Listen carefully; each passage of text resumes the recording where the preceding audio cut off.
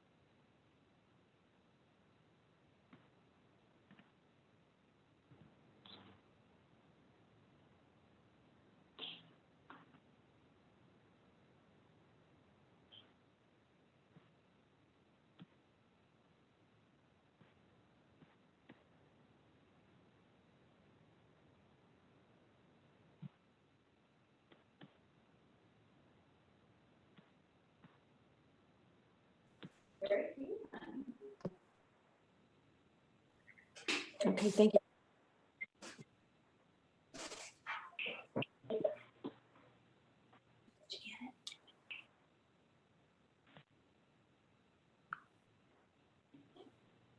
Looks like they haven't even started.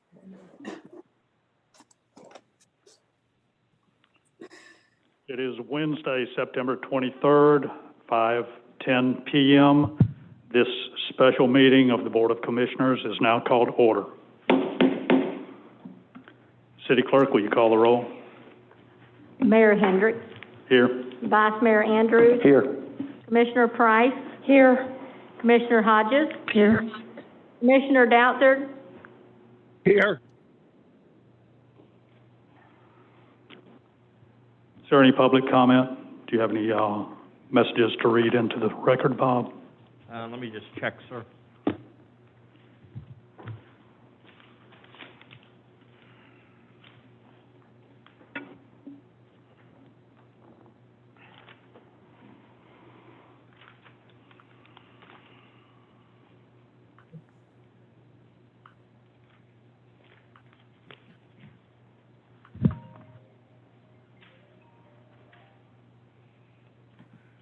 I do have one public comment. It's in reference to John's Pass. I guess since we're handling the budget, I don't think we had John's Pass on the workshop.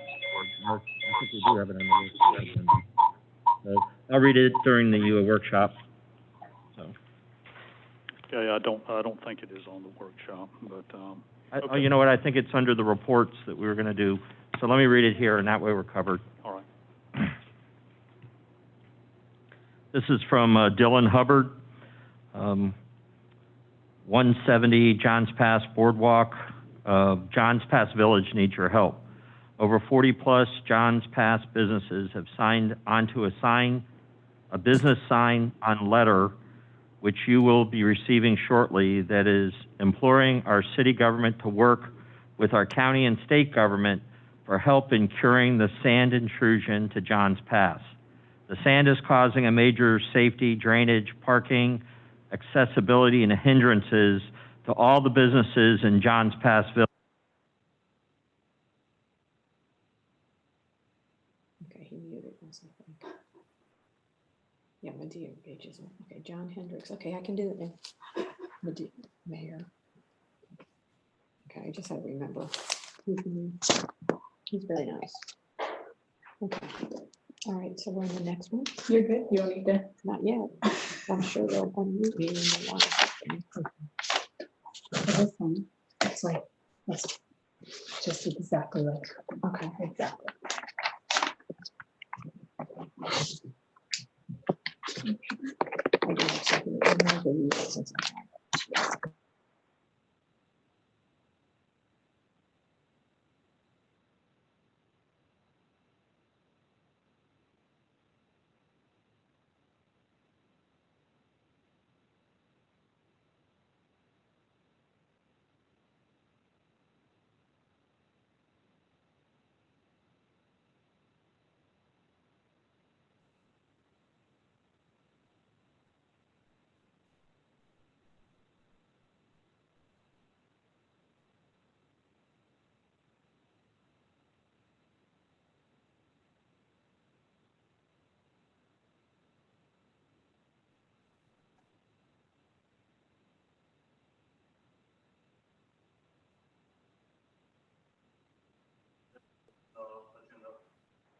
topics. First is Resolution 2020. Pinellas nomination. Mayor Kennedy, are you on the line? Mayor Kennedy, are you on the line? Yes, sir. Hi, Mayor John. How are you? Yes, sir. Hi, Mayor John. How are you? Good, Cookie, how are you? Wow, I'm not going to talk so loud. I can hear I'm echoing. I am good. Thank you for having me. I'm here today because I would like to be appointed for my last 2 years on Forward Pinellas. And in coming before your board today, I wanted to just simply kind of talk about some of the things that we have been doing at Forward Pinellas and ask if any of the commissioners have any questions of me, any issues that you are having here at Beach. For instance, parking, sidewalks, complete streets, crosswalk, any of those things.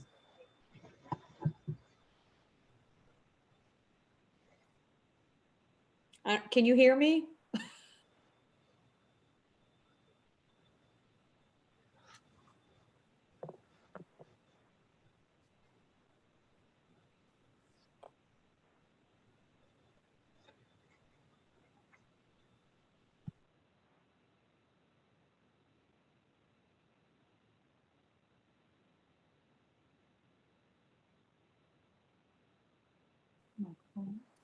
Mayor John, can you hear me?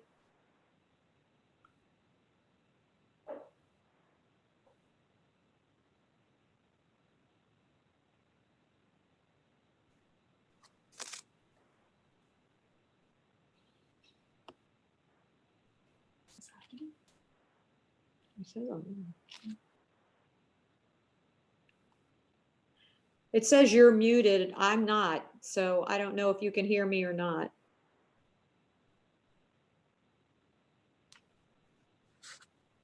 Your chat button. I don't know. Wait, oh, chat, that's a good one. Chat.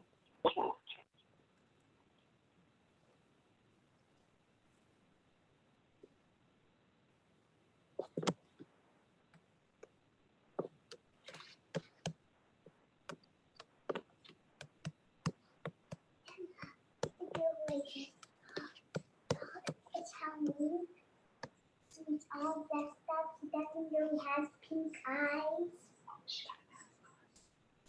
He's all dressed up in Halloween dress.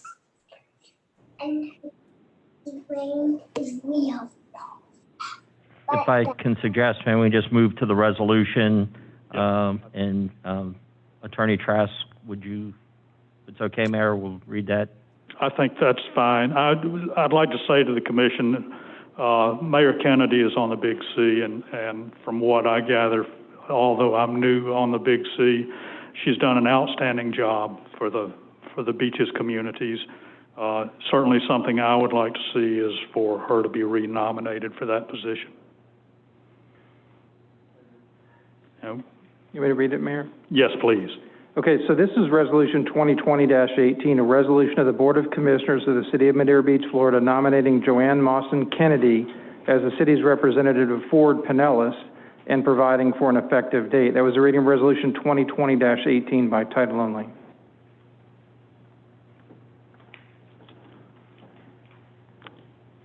Is there any public comment, any emails or anything on this, Bob?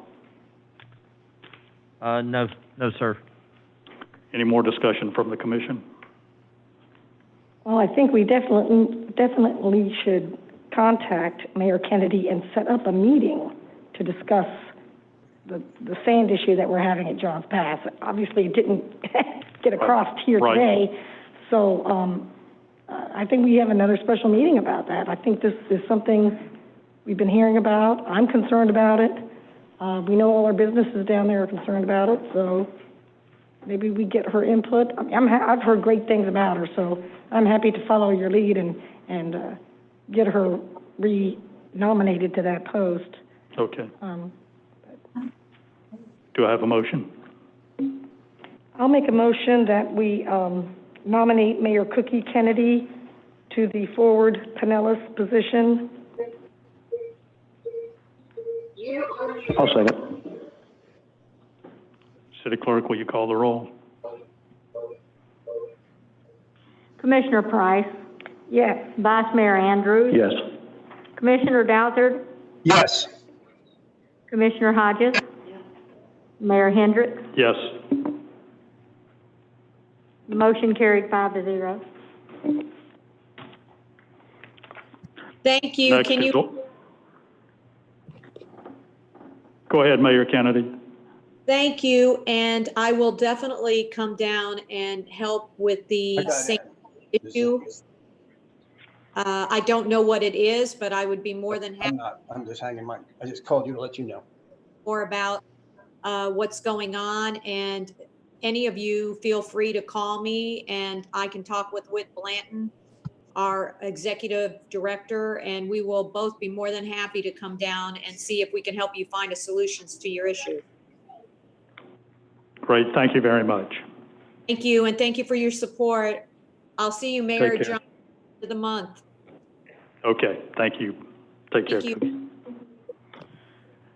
Next is Ordinance 2020-22, establishing a millage rate for the year 2021, fiscal year beginning October 1st, 2020 and ending September 30th, 2021. Second reading and public hearing.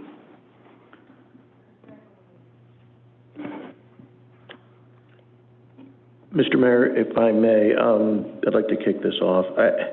Since last meeting, I've done a little soul searching on this, and I've actually had some residents help me soul search. I'm not going to hide behind this. I'm going to vote no on the proposed millage rate, and I'm going to tell you why.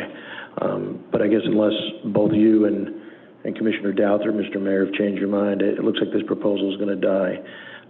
First and foremost, I want to apologize for the timing, but I do want to give a few reasons to why I've kind of had a little bit of a change of heart. I think I was wrong in going with it the last time. In my opinion, the results of that last election signified to me that people were kind of fed up with what was happening here at all levels of the city. Bottom line, it was kind of enough already, enough lack of fiscal responsibility, enough collusion and cover-up at our highest levels, and enough with the lies of the 25-story Clearwater Beach type buildings coming to swallow up Madeira Beach. I pretty much spent my first year on this board to the displeasure of some, exposing the blatant disregard for the charter and the employee handbook, and the lack of institutional control, the incompetence of some of the city administrators, and most importantly, the exuberant, senseless spending. And while my fan club may be limited, people did listen, and even people who initially thought I was an idiot in the beginning. But here's my dilemma. How do we now turn around and say to these same constituents, now that we've exposed all this stuff, thank you, but we're going to stick you with the bill? Even 6 months after this election, we can't turn around to our residents and for all of our lack of fiscal responsibility by our administrators. Frankly, no, this is on us. We employ this administration, and while we've made some awesome changes, heck, I mean, line up our new fire chief, our new finance director and attorney against their predecessors, and we've knocked it completely out of the park. But we still have issues. And I mean, what do we say? Yeah, I know we raised the millage rate 25% last year, and we still haven't fixed everything yet, but don't be mad. I'm just going to slide the bill over to you. Sorry, I just can't do that at this point. During COVID, our residents didn't pay non-essential personnel time and a half to sit in a closed, locked office. They didn't sit back and allow a twice-suspended fire chief to quietly retire and have the city continue to pay him for months after he left and after we were told on this dais that he wasn't being paid anymore. They didn't borrow $15 million a year early and then watch the Fed lower interest rates 3 times. They didn't commit to pay a $1 million balloon payment before this completely mismanaged Crystal Island project is even finished. They didn't pay $50,000 on a corrupt marina fraud investigation. They didn't pay a private investigator with city funds to investigate a sitting commissioner for a completely unfounded, baseless charge. They didn't come in $4 million, remember that number, $4 million over budget on the Crystal Island project. They didn't pay a barge company $17 grand for a fireworks barge when the fireworks were shot off from school property. They didn't watch a city manager try to sneak a 5% raise in for him and his finance director before this new board was sworn in. They didn't sign and continue to pay an enterprise car rental deal that's probably the dumbest contract a city of 2 miles long could ever have. They didn't try to repeatedly sneak in a financial position at the marina, which, if approved, would have doubled the marina personnel budget since 2018. Still up 50%, while revenues have dropped $500,000 in the same period. They didn't try to rename the city information officer position and stick it in two different budgets and try to sneakily circumvent this board's ruling to eliminate the position. They didn't hire a separate marina director and public works director when one person handled both jobs efficiently and professionally in the past. Results matter, guys. And they didn't sell the board on hiring a $200,000 consultant for a project in Crystal Island to make sure that it went smoothly. How smoothly is that going? I hear about it every day.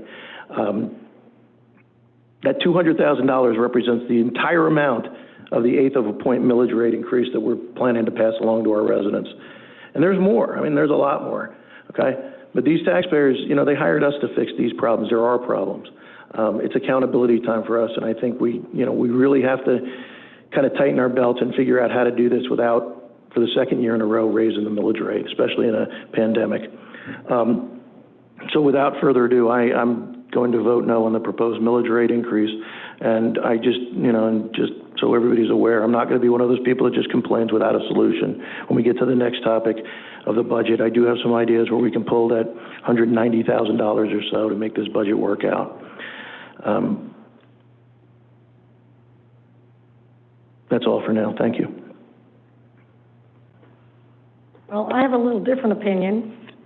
And I'll take full responsibility as the person who first even floated the idea of raising our millage rate, because it was me and solely me.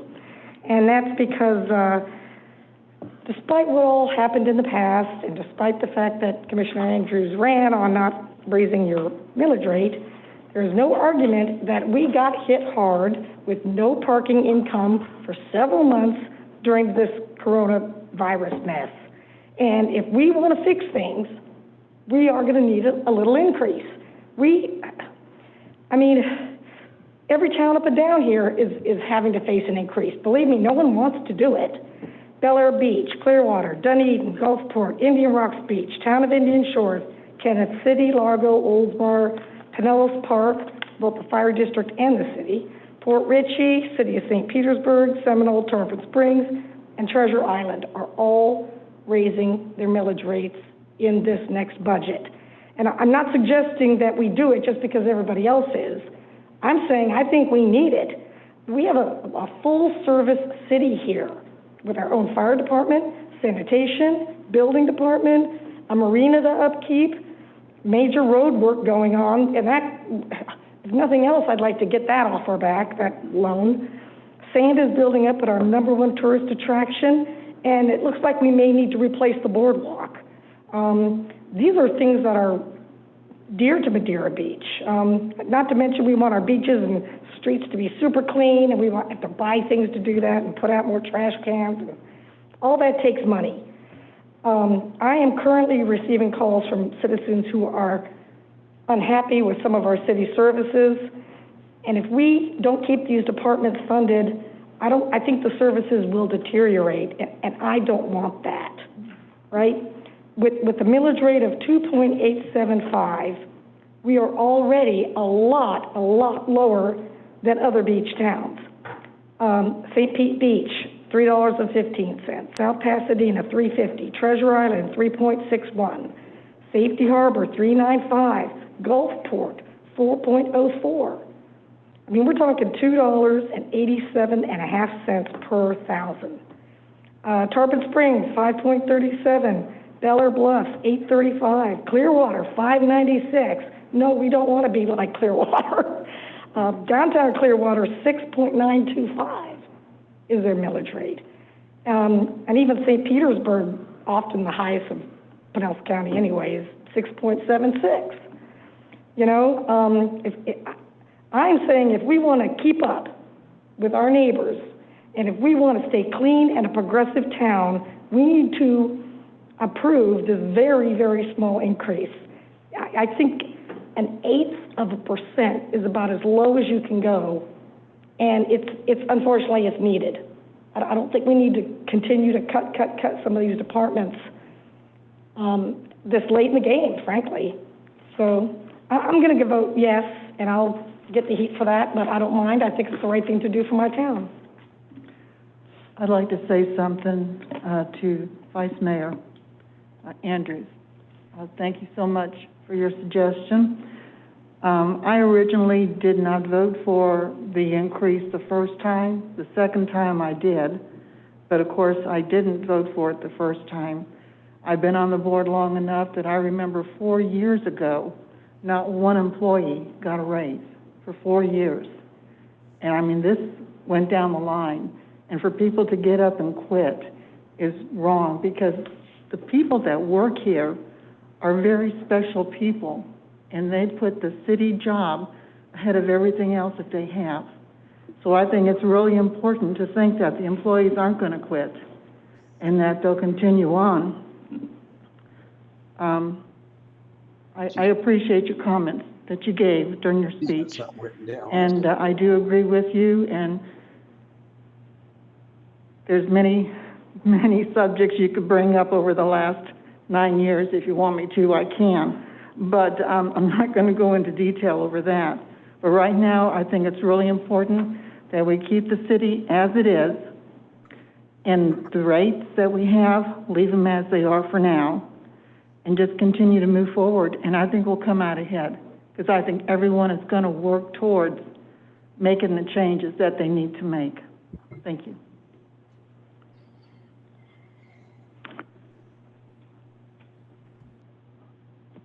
Vice Mayor Andrews, thank you for all that you delved into on that. As you know, I was opposed to this millage rate increase in the first place. I feel like we need to tighten our belt, not loosen our purse.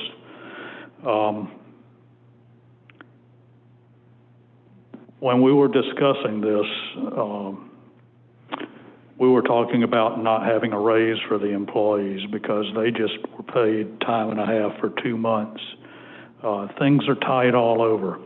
Even residences here have tight budgets right now. Now, there's some that don't have tight budgets, but there are also some that are struggling.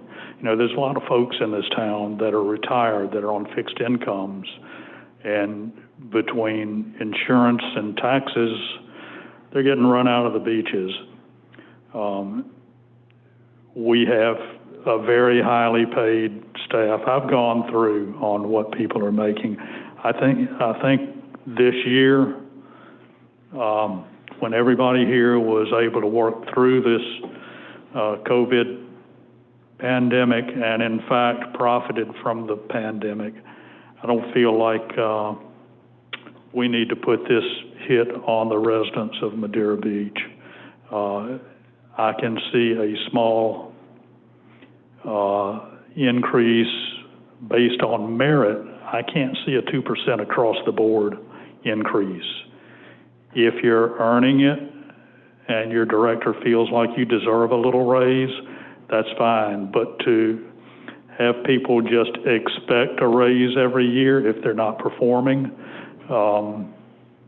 I just don't think that's right, and I don't think this should be put on the back of the voters. You're right, there's a lot of things that have been done over the past few years, and they weren't right, and I know we don't want to go back on that, but just because the house wasn't kept in order a few years ago doesn't mean we don't keep our house in order.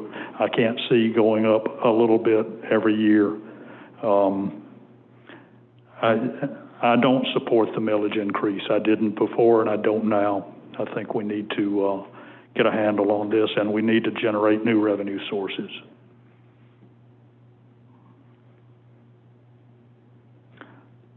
Is there any public comment on this? Any emails, Bob? Not in reference to, oh, hold on 1 second. I do have one, I'm sorry. I thought it was for the next topic. But this is from Kathy Capusta, 399 150th Avenue. Our millage rate should not be increased. Many residents have suffered financially this year due to pay cuts, furloughs, and layoffs. People have had to make adjustments, and the city should do the same. A main reason cited to justify the millage increase was pay increases. I believe the commissioners and the taxpayers are not being told the whole truth about employee raises and promotions by the city manager. Several employees favored by the city manager have received promotions and sizable increases of over 10%, especially during the pandemic.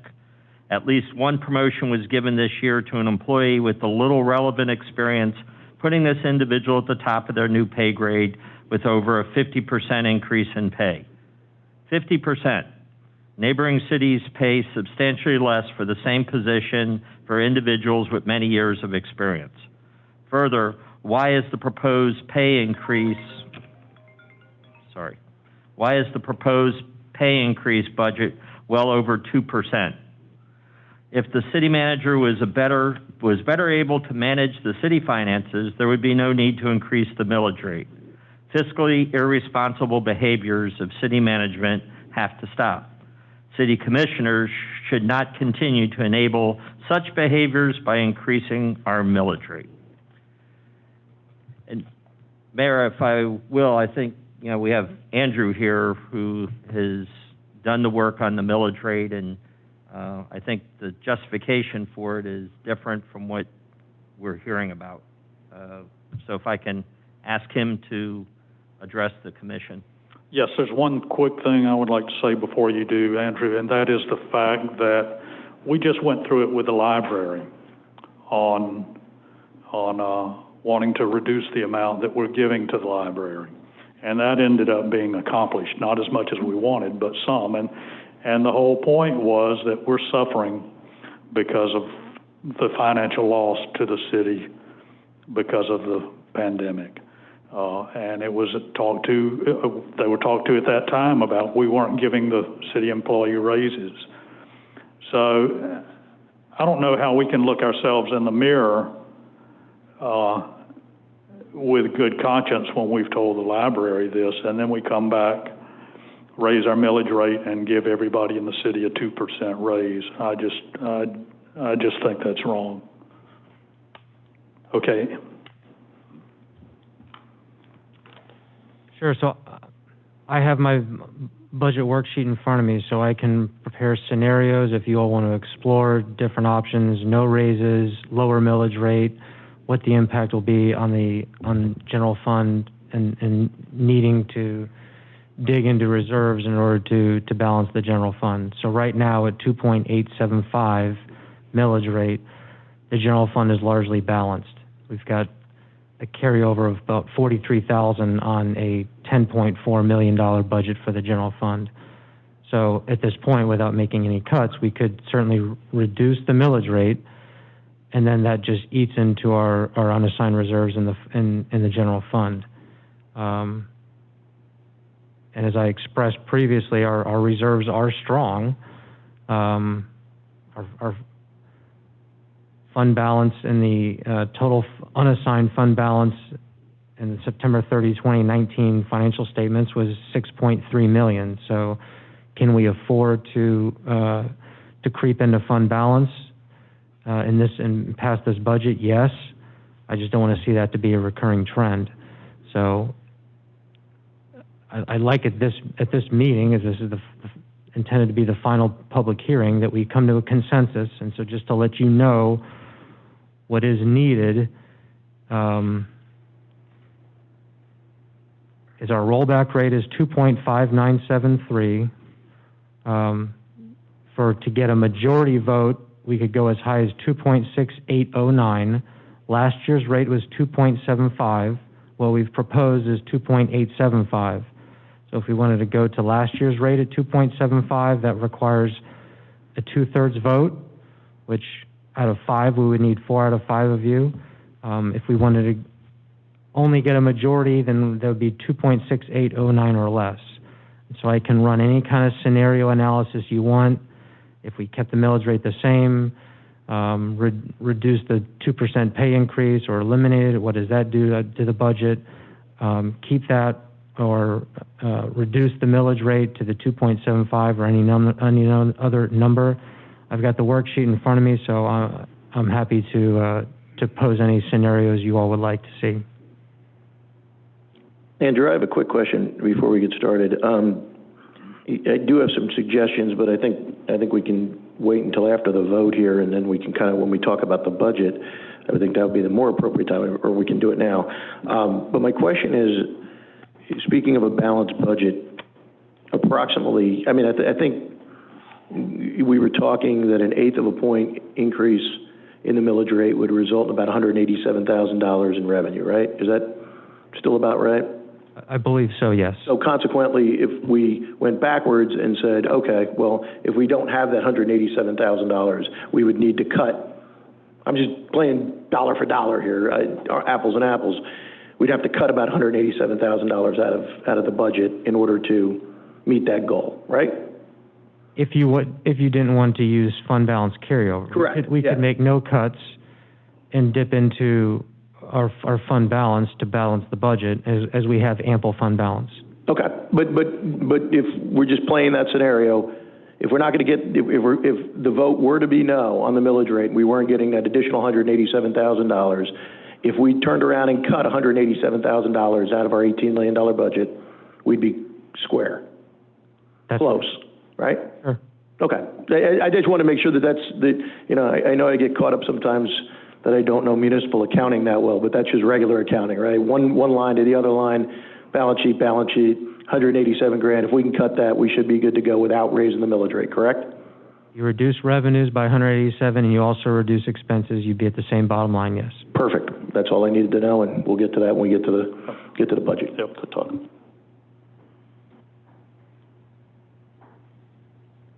Any other input? City Clerk, will you call the roll? Mayor, I need to read this ordinance.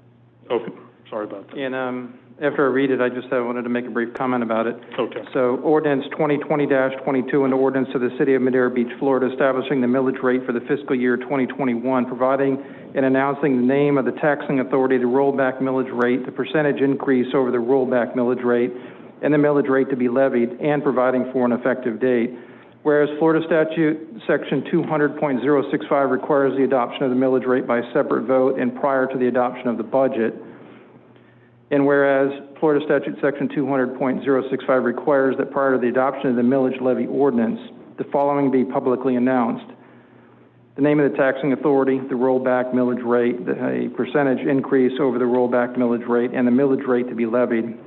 And whereas in no event may the millage rate adopted exceed the tentative millage rate adopted, now therefore be it ordained by the Board of Commissioners of the City of Madera Beach, Florida, Section 1. The name of the taxing authority is the City of Madera Beach. Section 2, the rollback millage rate for the fiscal year 2021 is 2.5973 per $1,000. Section 3, that the fiscal year 2021 proposed millage rate is 31.72% higher than the rollback rate. Section 4, that the millage rate be levied for fiscal year 2021 shall be 2.87500 per $1,000. And Section 5, that this ordinance shall become effective immediately upon its adoption. With that being said, I have a recommendation to you. Obviously, I can see, there's not a consensus to move forward with this as a supermajority vote. My suggestion to you, instead of just voting this down and having us to come back to you sometime in the future and bring another ordinance to you, is to make a determination tonight what the millage rate would be, and let's correct it in this ordinance and adopt it as corrected. And we can, since it would be assumingly lower, I think that there would not be considered a substantial change, and therefore you could adopt it that way. If you vote it down, we're going to have a series of things that we're going to have to do because the timelines are going to be lost and not met, and then we have to re-advertise. So that's my suggestion to you. I think that if you tell us what you're comfortable millage rate-wise, we can add it in here, and then we can do the numbers as to the rollback rate and the percentage of increase in your adoption. Just my suggestion. Okay. Do I have a motion?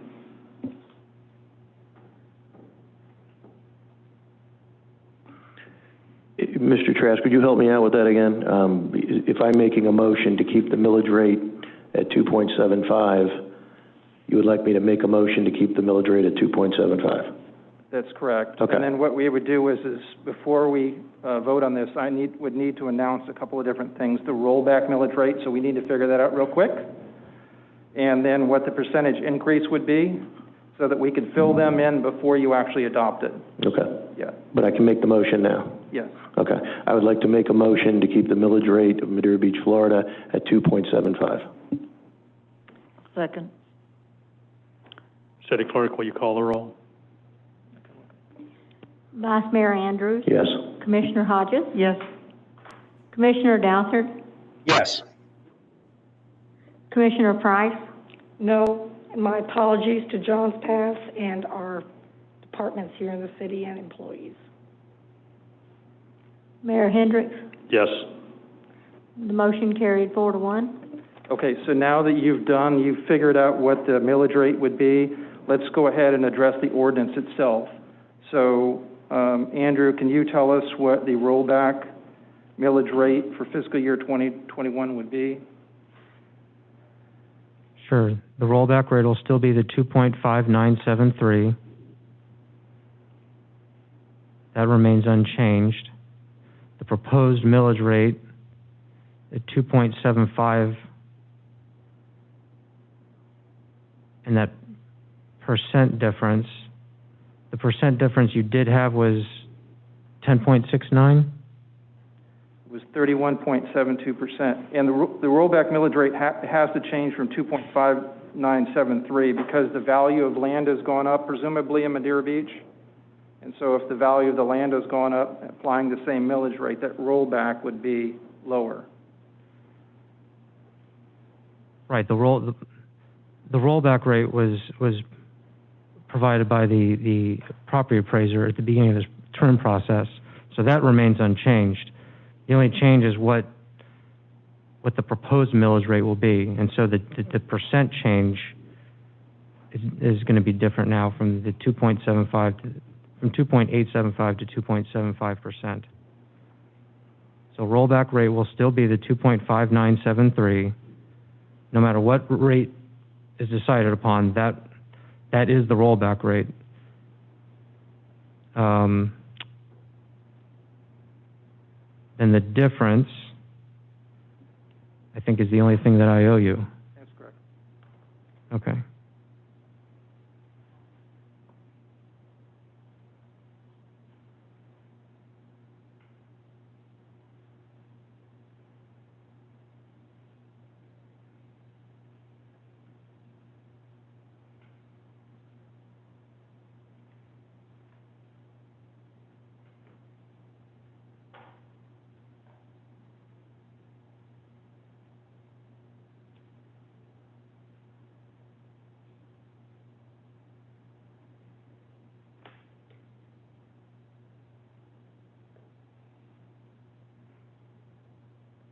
I got my calculator going too.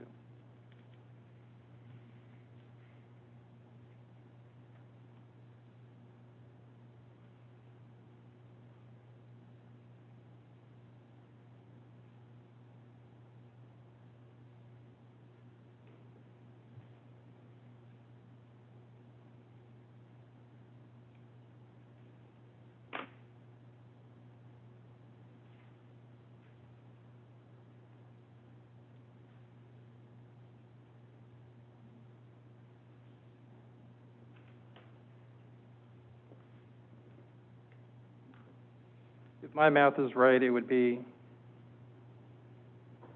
5.55% higher. Check my math though, Andrew.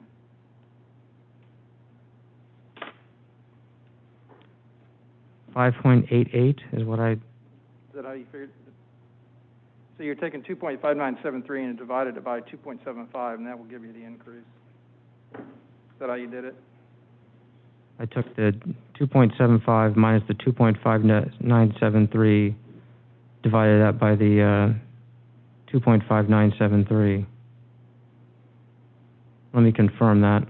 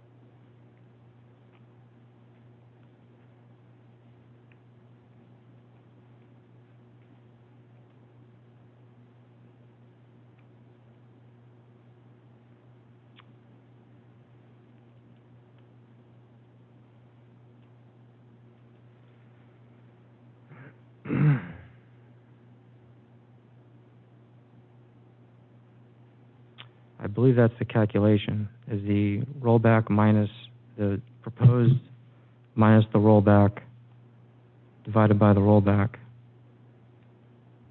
represents the percentage increase. And that number is? I have 5.88%. And what did you have? 5.55%.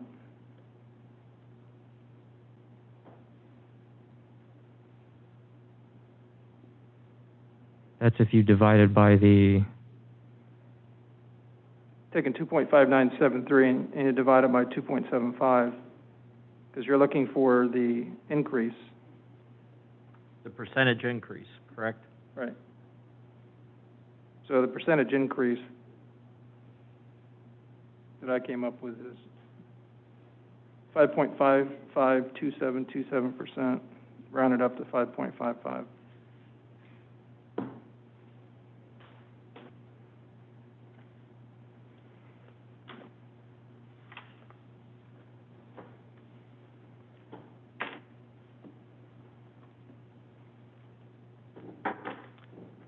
I thought it was new minus old divided by old to get the 5.88.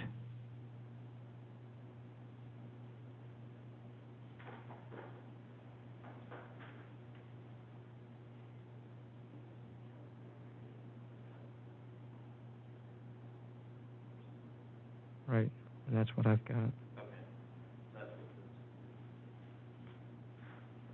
5.8792. Okay.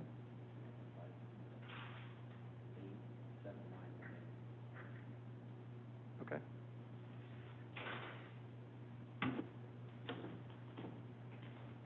Okay, so Mayor, I've got the numbers now.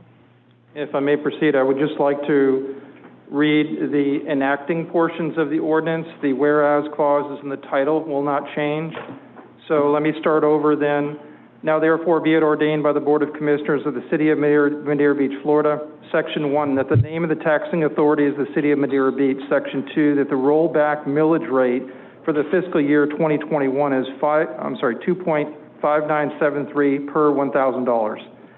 Section 3, that the fiscal year 2021 proposed millage rate is 5.87918% higher than the rollback rate.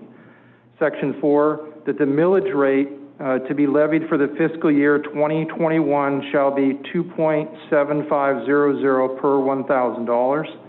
And Section 5, this ordinance shall become effective immediately upon its adoption. That was a reading of Ordinance 2020-22 in its entirety. So it's ready to be adopted. Mr. Trask, I just have one question. So that would put it in the realm of a simple majority vote? That's correct. Okay. Okay, so do we need to vote again? Okay. The ordinance this time? Yeah, you voted on the millage rate last time, and so now this is on the ordinance itself as I've just read it. Okay. So I need another motion. Yes, sir. Okay. I'll make a motion to adopt the ordinance as the city attorney has just read it. Can I get away with that? Okay. I'll second. City Clerk, will you call the roll? Vice Mayor Andrews, Yes. Commissioner Hodges, Yes. Commissioner Price, No. Commissioner Douthat, Yes. Mayor Hendricks. Yes. The motion carried 4-1. Thank you for your indulgence on that. Thank you. Next is Ordinance 2020-23, adopting the budget for fiscal year 2021, beginning October 1st, 2020, and ending September 30th, 2021. Second reading and public hearing. Mr. Laughlin.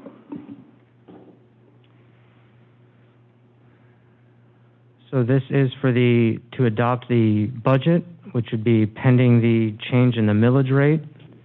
Since we'll be changing the millage rate, I would propose that all other changes to the budget, or all other numbers to the budget remain unchanged, other than the millage rate would reduce ad valorem taxes in the general fund, and then increase the fund balance carryover as a result of that change. Otherwise, all information would remain the same. And this was based on budget workshops that we held on July 22nd, August 19th, September 2nd, which we went over in detail the budget line items. And that's what is in front of you with the tentative budget. So by adopting the budget, it would be as is, plus accounting for the change in the millage rate that would result in a reduction of ad valorem taxes in the general fund and an increase in the fund balance carryover, which by making that change,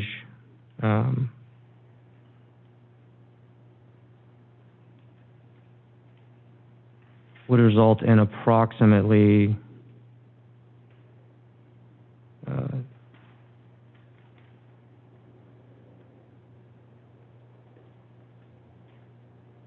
about $170,000 of additional fund balance carryover as a result of this change.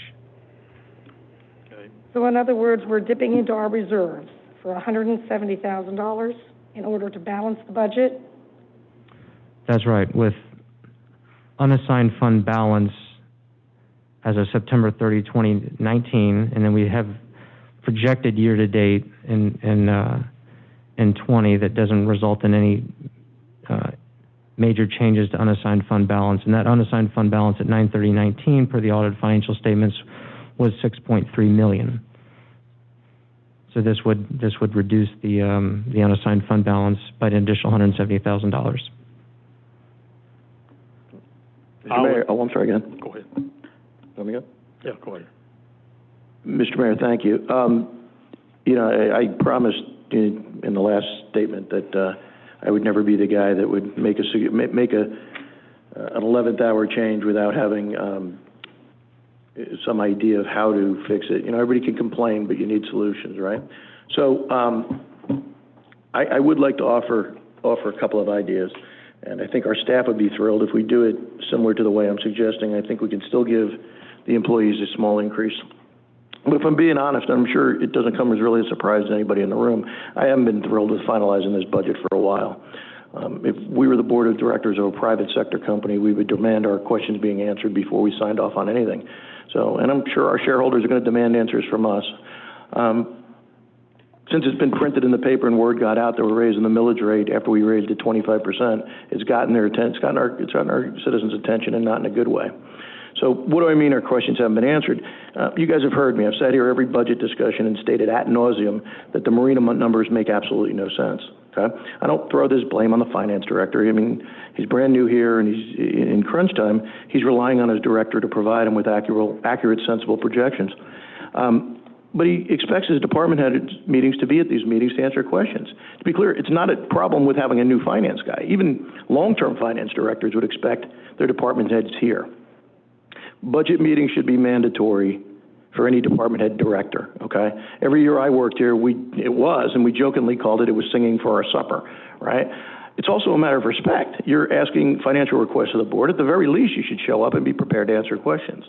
So if you can't make it, then you send a representative. If you can't do that, then you make sure the city manager was up to speed. Frankly, we've had how many of these budget meetings and workshops? Quite a few, and we really haven't heard or gotten answers to any of our questions. So I'm not trying to blindside anybody. I'm not trying to, call anybody out. But here's my financial suggestion. I'll make it simple. My biggest question is, and always remains, according to the documentation that we've received on actual numbers for this year and confirmed by Andrew, the Marina needed less than $1.7 million to operate this fiscal year in 2020, okay? Now, I'm sure that number could have changed a little bit, but there's only a week left, so we should have a pretty good idea of what it is, and it shouldn't have drastically changed. But once again, if it only took $1.7 million to operate the Marina this year, why are we forecasting expenditures of nearly $2.4 million to run the same Marina, the same exact Marina? That's a $700,000 increase of currently unjustified dollars.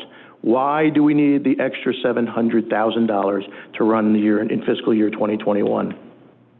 And I know what you guys are asking. Why is this so crucial? Well, it's so crucial because of something Andrew just said. He said if we knocked off 170 or 187,000 or whatever that number is, we'd be fine. We wouldn't have to dip into our savings.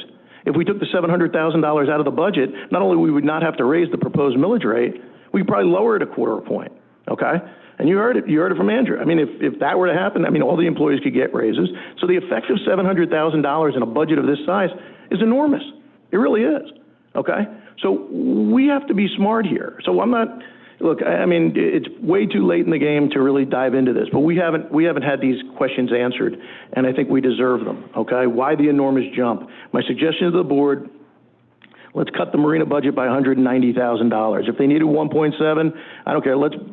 Instead of 2.4, let's make it 2.2. Okay, let's cut some money out of it somewhere, make it 2.2. That still leaves $500,000 of an unjustified increase over last year's actual spending. I think that's more than generous, and it gets us clearing on the budget where we don't have to raise taxes, we don't have to dip into savings, and everybody can get a small raise as well.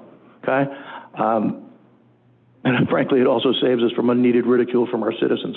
So that's my suggestion. I don't know if you can make that work. If you can, I'd really like to hear your thoughts on that. Thank you. There's another thing I had seen, and that was the sanitation truck for the beach. For years, we have used, I think, a pickup truck, basically, or a truck with a dumpster on the back. Do we really need to spend a couple $100,000 on that truck this year? Why can't we continue collecting the way we've been collecting in the past?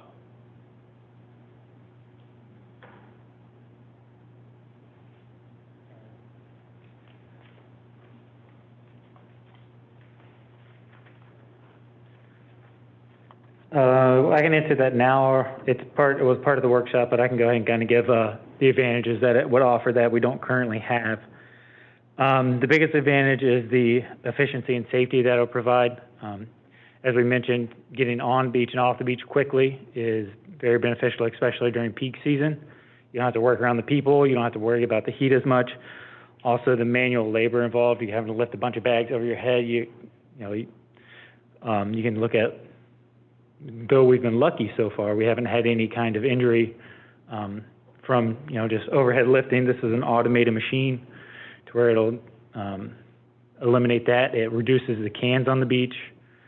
It increases the capacity of each can by, it's 3 times larger than the cans that they would use are 3 times larger than the existing cans. They have lids, which will reduce the amount of trash that's picked out by the birds or wildlife, and that will help keep the beach cleaner from the random scraps of food and stuff on there. Those are the main topics for why we're asking for it, is just efficiency and safety. Well, our sanitation people pick up garbage cans every day. So I don't understand why it's a problem on the beach. Y'all go out to the beach in the mornings when there's nobody on the beach. So you're not really dealing with traffic out on the beach. On the slower times. If you're making a second run in the afternoon, it hasn't been a problem in the past, and I don't see how we can spend the money this year on basically what's a luxury. We've already got cans on the beach. I'd love to have new cans. There's nobody that has fought harder to keep our beaches clean. But we've got cans. You're talking, what was it, around $230,000 for that fee? Total cost for the cans and the machine is going to be $209. $209. So that may be something we have to put off. I mean, that's the savings right there. We may be paying a little bit more in labor, but nowhere close to $200,000. We've already got the vehicle that goes up and down the beach to pick it up now. Is that not correct? We have a truck with a 3-yard capacity at the back. So they drive up and down, 2 people, 1 person drives. And they do have to negotiate around people. During the summers, people get there early, especially when it's really crowded, heavy beach days. They're out there, past 9, 10 o'clock, and, you got some families up there, kids running around. It becomes pretty tough to navigate. So we're just asking for it for an efficiency and safety standpoint for employees and, I just freed them up to also do some other tasks around the city. Mr. Mayor, if I may, I've seen this vehicle, and I've talked to Jamie about it personally, and like, it could wait a year. That's not really a big deal. But at least he's up here justifying the $200,000. We're looking at a marina budget that has an extra $700,000 in it, and we have no justification for it. I mean, is anybody going to talk about it? I mean, can we know what it is? What's the extra? What is the extra money for? Why are we spending $700,000 more this year, next year, than we spent this year? Brian, I'd like you to address the commission on that, please.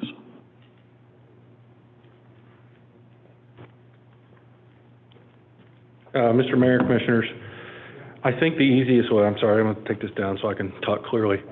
The easiest way to kind of go over this will be to separate my cost of goods sold items, my resale items, and my actual budget. So my operating budget, my normal expenses from salaries, all the maintenance and all the other items I have to pay, to include the debt repayment for the loans that we took from the city to pay for the ship store and for the docks. It's about $825,000 a year. My other items are all things we just buy that we resell. The real driver in all this is, what is fuel going to cost? So how much fuel do we need to buy? I have 2 tanks, one diesel, one gas. They're each 10,000 gallons. I don't have any other place. I'm not big enough, I can't buy futures. We're talking just in time. So my tank gets down, I have to order 8,000 gallons at a time. So once between those 2 tanks, I get down to about 8,000 gallons of room, we order and get a resupply. I have no idea. We forecast the best we can around fishing tournaments, but we just don't know how much gas people are going to buy. But again, we can't hoard it. We don't have that ability. So we also don't know what the price is. So it's all a function of how many gallons we sell and what's the cost. This year, the cost is significantly cheaper per gallon. On average, 65 cents or so a gallon cheaper for us to purchase our gas. Well, we have a set markup. If you all discussed at the last meeting that I wasn't here, you discussed that. You're aware of the fact that I have a set monetary, not percentage, but monetary markup that we charge per gallon of fuel, and that gets us our profit margin. Well, that stays the same. So really, the more gallons of gas I sell, diesel and unleaded, then the higher the profit. But again, I don't know how much I'm going to sell. I don't know what the cost is. But I will tell you, this year we sold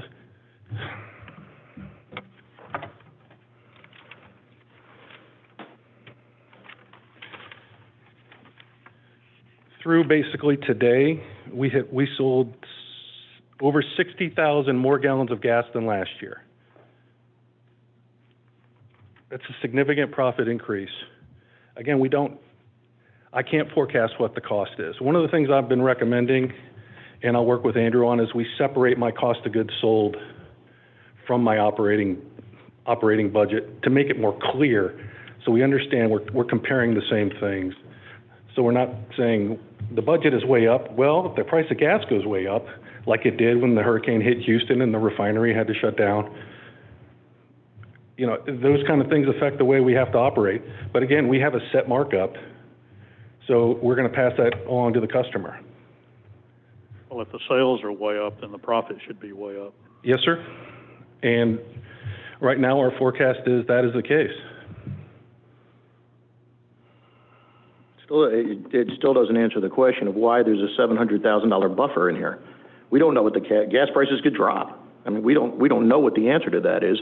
So if we operated this marina at $1.7 million, and that's with, guys, what you got to look at is the salary and wages. 2 years ago, the salary and wages at the marina were $150,000, $155,000. They're $223,000 now. So that's with a significant, almost a 50% increase in salary and wages. Okay.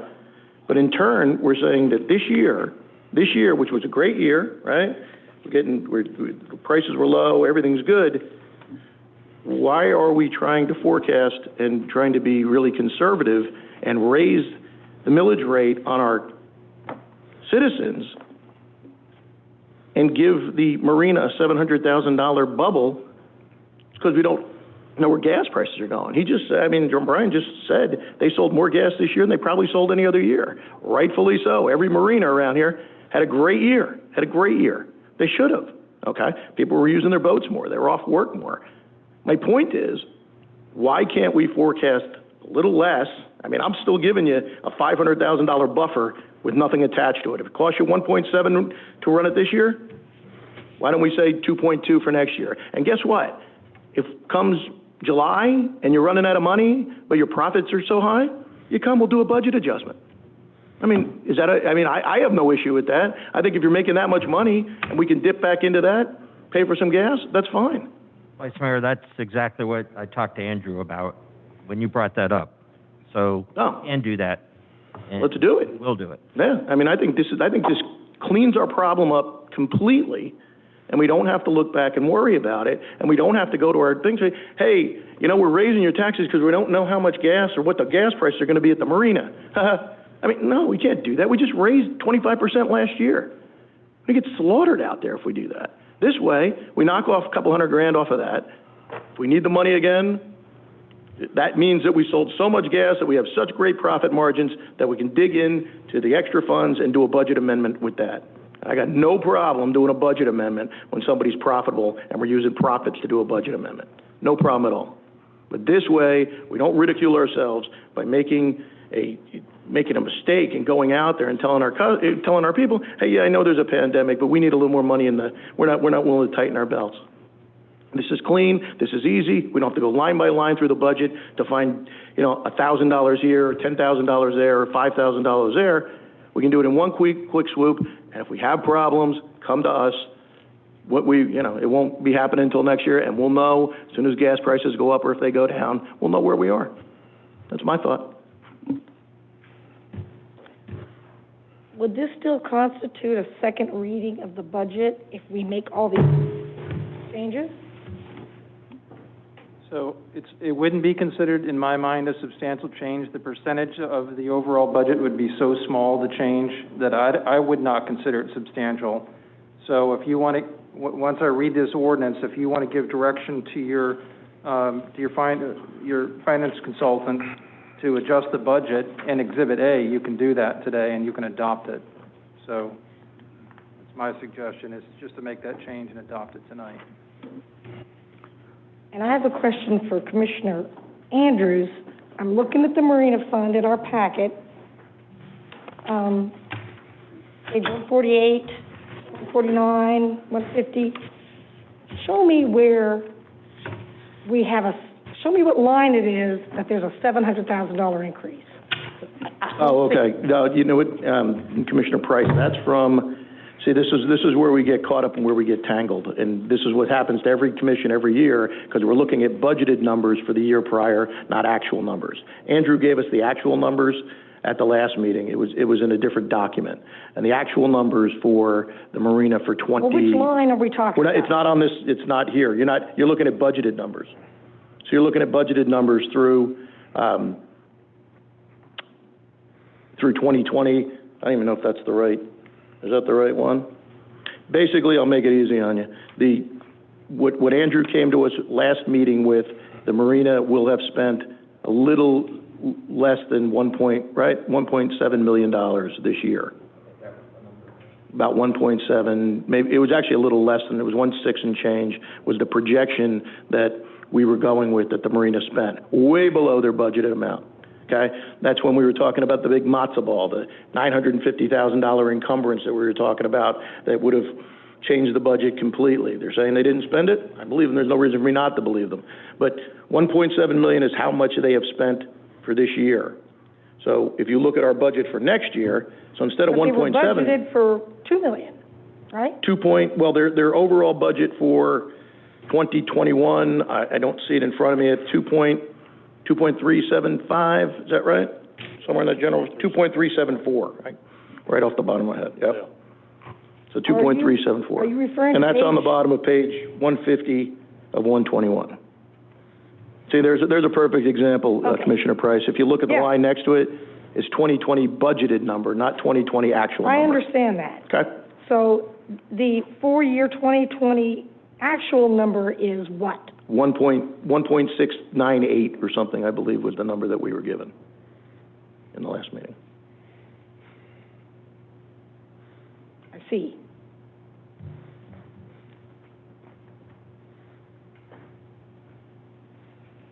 I think much of that has to do with the, Well, where are you going to cut? I mean, that's the total number. So that, I'd make it easy. I would just cut fuel purchases, right? Okay. That's the easiest one to do, because then if we do a budget amendment, we have one line item to recover from. We just go right to the line item, give them $200,000 to buy more fuel. And like I said, it'll be from profit. We'll know next year by that time how much profit there is, and we can dig into the profit margin in order to buy extra fuel to get through the rest of the year. And then we can, then we can plan and budget better next year. I mean, we're given some crazy numbers, and I just have a real issue with trying to raising the millage rate right now, especially after last year. If we didn't raise it last year, it wouldn't be a big deal, but we did, and we raised it significantly.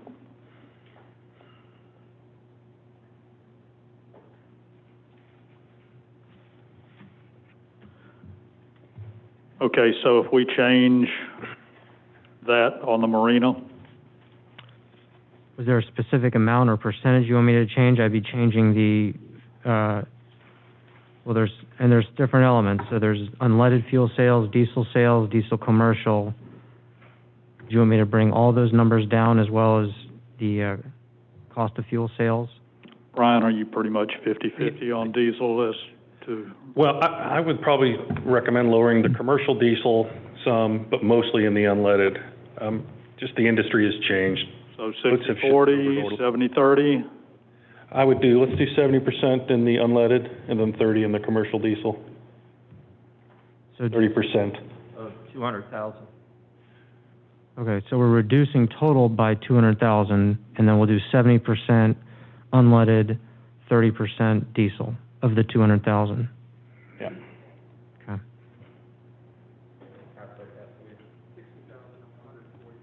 That's right.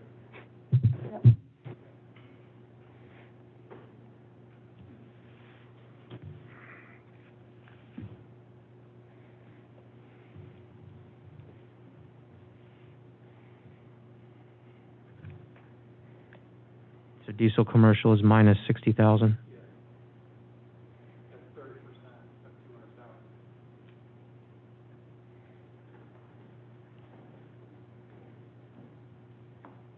And then decrease the cost of fuel sales to maintain a gross profit percentage. What we had budgeted was roughly 30%. I would just do the expenditure for now, and Didn't you already reduced revenue in the marina budget by $200,000 last meeting? Because remember, we were up around 2.9. I had reduced unleaded by 200,000. There you go. So now I'm taking another 140,000 off of it. Okay, but you justified that in the. All I'm saying, it could go dollar for dollar right here if you didn't make a change to the costs. I mean, to the expenditures. So right now, just making that reduction to revenue, keeping the cost of fuel sales what it is, our gross profit percentage is 23%. In FY19, it was 24%. In 2018, it was 18%. 2017, it was 20%. In 2020 through August, it was 34%. Budgeted right now, without changing the cost of fuel sales, is 23%. So right now, revenues, making this final change, revenues are $1,780,000. Cost of fuel sales are at $1,370,000. So I guess my question is, do we want to adjust the cost of fuel sales or leave that as it is to show a gross profit percentage of 23%? my recommendation would be to leave it as it is. We made the sufficient cut in the expenditures. As the Vice Mayor said, we already looked at the revenues before and lowered them. So, if we get the increase and we need the money, then, it'll all go to the bottom line. Sounds good. Change made. Okay, and we're gonna have to plug in the holes for, Mr. Trask. So can I read the ordinance, Mayor? Yes, please. Thank you. So I'm going to read this in its entirety. This is ordinance 2020-23, an ordinance of the City of Madeira Beach, Florida, adopting the budget for the fiscal year beginning October 1, 2020, and ending September 30th, 2021, and providing for an effective date. Whereas Florida Statute Section 166.241 requires the adoption of a budget each fiscal year, and whereas the amount available from taxation and other sources, including balances brought forward from prior years, must equal the total appropriations for expenditures and reserves.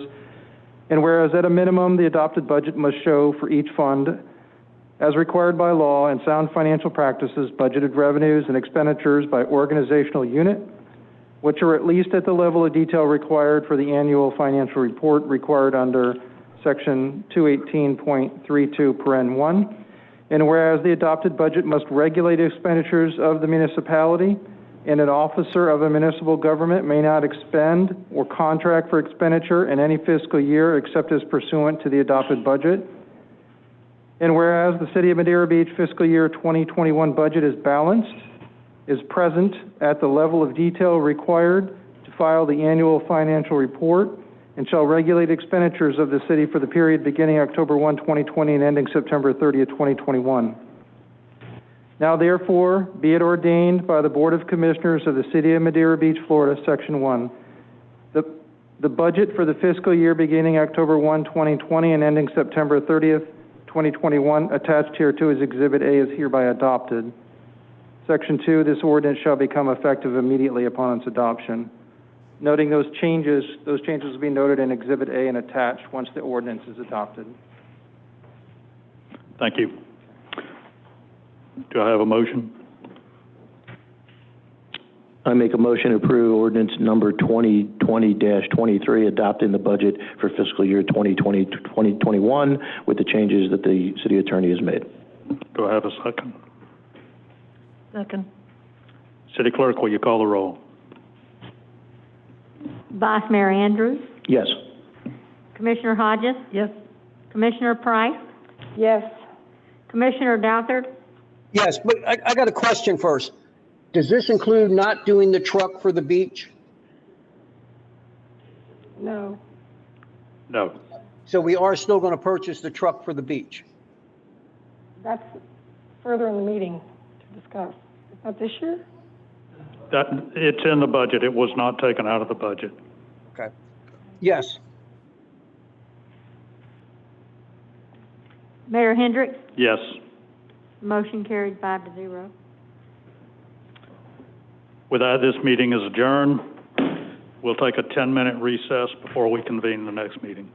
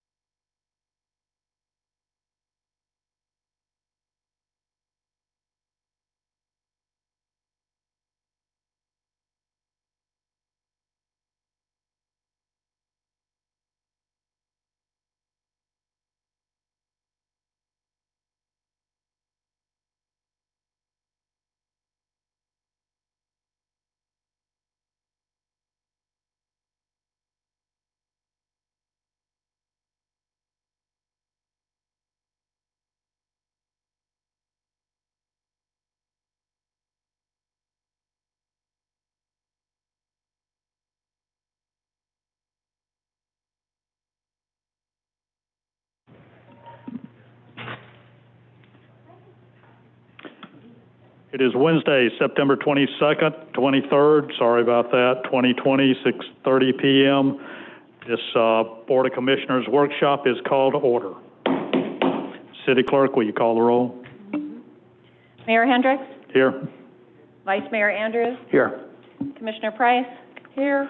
Commissioner Hodges? Here. Commissioner Douthat? Present.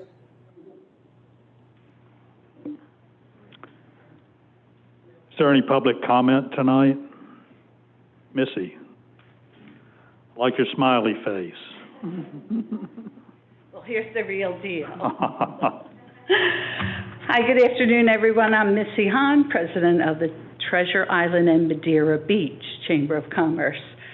And don't worry, I'll be less than 3 minutes, but I want to appeal to you about the budget.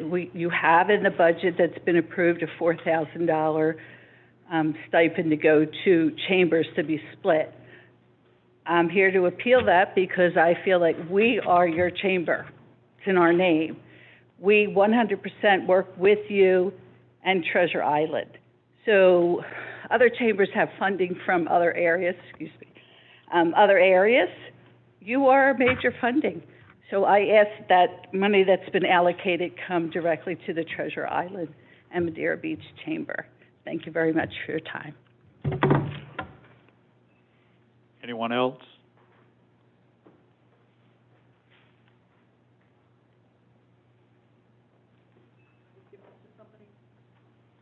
Do I have to give this to somebody? You do? Thank you.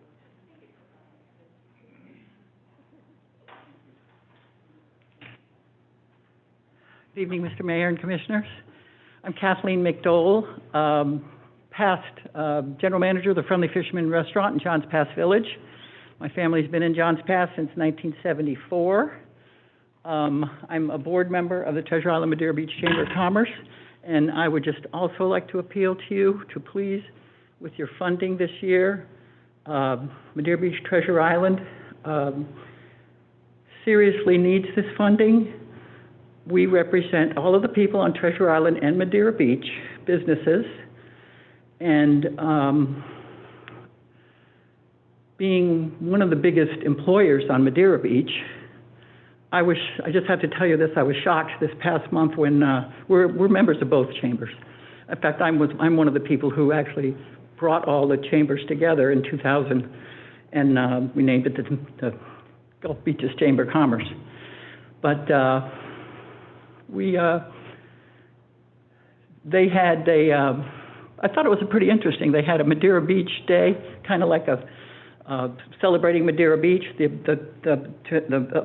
beach chamber, and I was really happy about that. So I got in there and I'm looking at it, and they never called me and asked me if I wanted to be in that piece of advertising they put out.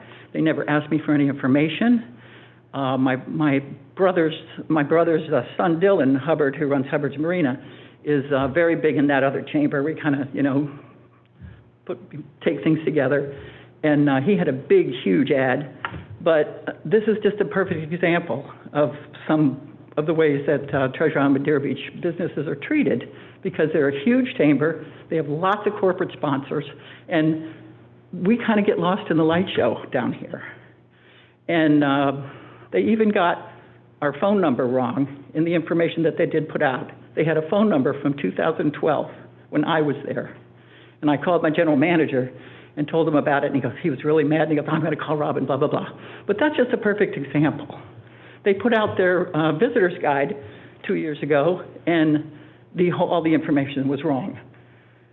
It's like they don't take care of the little guys. That's all I can say. Thank you very much. Thank you.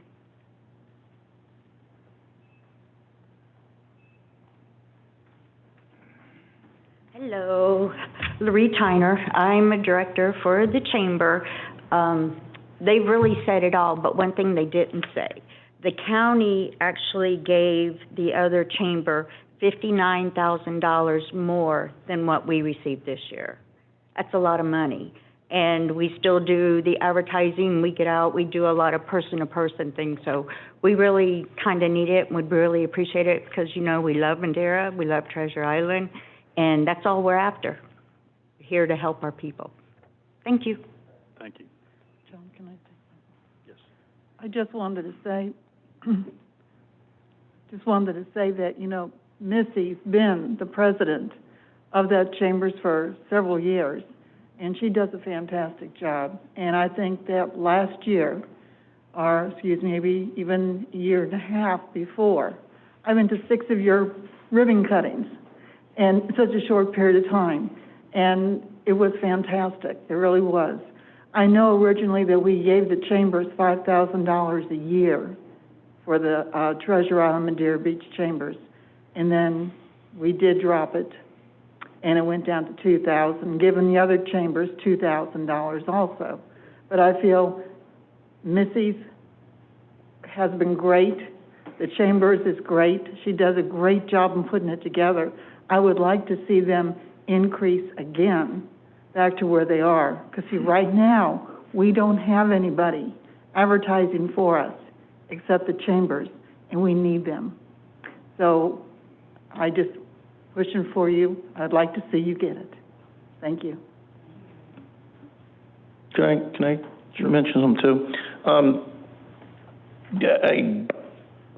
Commissioner Hodges pretty much said it all. I agree with her wholeheartedly. I also think that this is a very interesting year that we're coming into after COVID. Our tourism has been decimated in some areas, and I think that, you know, we're going to have to rely on promotion and people going out there and talking it up for us. And I agree, Missy and her crew does a great job doing that for us.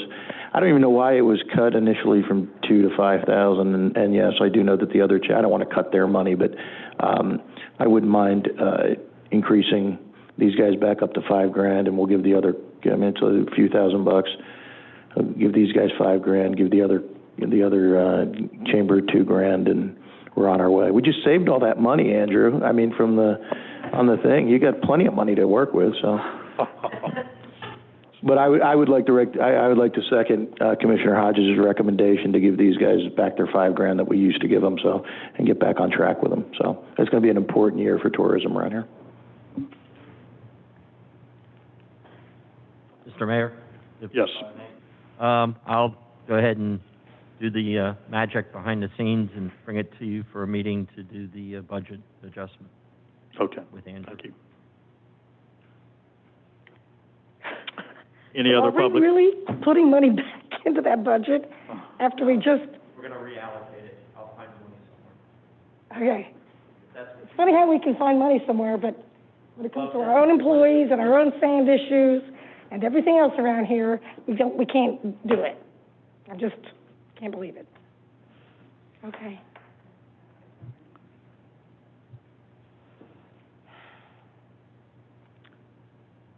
Okay, next is topics for discussion. Ordinance 2020-18. Mr. Mayor, if I may? Yes. Item A and B, we're going to have to, they take more involved work than the 2 weeks we had in between the meetings, so if it's okay, we would like to move those to the October meeting. That's fine with me. Any objections? Is everyone else good with that? Well, don't we really need to have our hedge definition fixed? So what's the problem? Why can't we talk about it? I'll let Linda answer the question. Okay.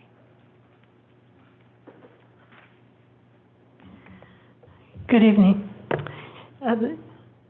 I had initiated this one and put it through the Planning Commission because code enforcement officers are having problems with the hedges and the definitions, and there's a lot of contention between neighbors about how it should be applied. So yes, the purpose in doing that was to provide clarity and enforceability for the hedges. At the same time, as I brought this up, you had other items that came up about heights of fences, and people were complaining about that, and then also about other accessory type uses and structures that are in people's backyards.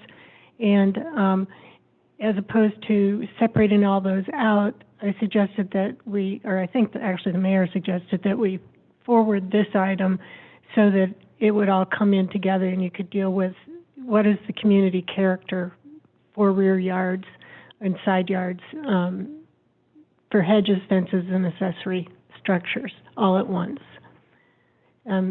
It would help to have a better definition for hedges, definitely, because the one we have is kind of half the definition compared to what all the other cities are using. It provides them with more than woody shrubs. It's the one we have is just not adequate for dealing with the issue. I And know that's one why I of was the, surprised we were Right. kicking this down the road. But Well- as I understand, we're not kicking it down the road. We're expanding. We're going to talk about accessory structures. We're going to talk about Fences, walls, fences, fences. all of that at once, yeah. It just, when we, when you continued it last time, I think the clerk thought you would just, continue to the next workshop, but that's a lot of work to get done in 2 weeks, so there wasn't really time for me to pull everything together and have a full presentation on all those issues. that's, Now, yeah, that's fine Does with the me. planning board get involved in this? Or Yes, these things will all have to go back through planning as do, well. okay. I wanted to bring them to you, though, in a workshop setting so that you could give us a sense for what is the community standard that you're looking for, because if we're going to change these things, I think you need to look at it all together and give us some sort of policy direction before it gets to you already formed by Planning Commission. Giving them a referral, a little sense of definition would be a help. These are things that are pretty highly contested within the community. I think there's a pretty strong split as to how you should be treating your open spaces in the back along the water in particular. And then, how much of a separation between neighbors you think is acceptable or tolerable. Well, it's something the city has been negligent on enforcing over the years also. Oh, sure. Well, And in fact, the city itself is in violation of its own codes. it's really hard specifically with things in backyards because we don't go into people's backyards to just check on them. And we're not allowed to fly drones around to check on what's going on. I mean, that's a privacy issue. So most of the time, the city staff and the code enforcement people don't really know there's a problem unless somebody complains, a neighbor complains about it. Or they're working in one yard and they happen to notice what's next door. I mean, you have to enforce when you find it, but it's inappropriate for them to be traipsing through people's yards just in case. So that some things are very difficult to keep up after. Yeah, where there isn't a problem, don't start one. Right. Well, what Okay. are the two camps you're talking about? Well, I have an idea. yeah, right. Well, some people want to have higher hedges and taller fences to keep to enforce privacy on their backyards. Other people want to adhere to what is long-term community policy of dropping the heights of hedges and walls and fences in the back along the water to keep kind of an open view across the water. That's the standard, not only here in Madera Beach, but up and down the beaches.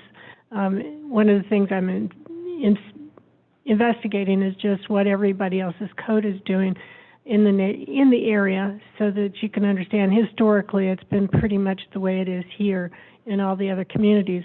But there are a lot of people who would prefer to do it differently.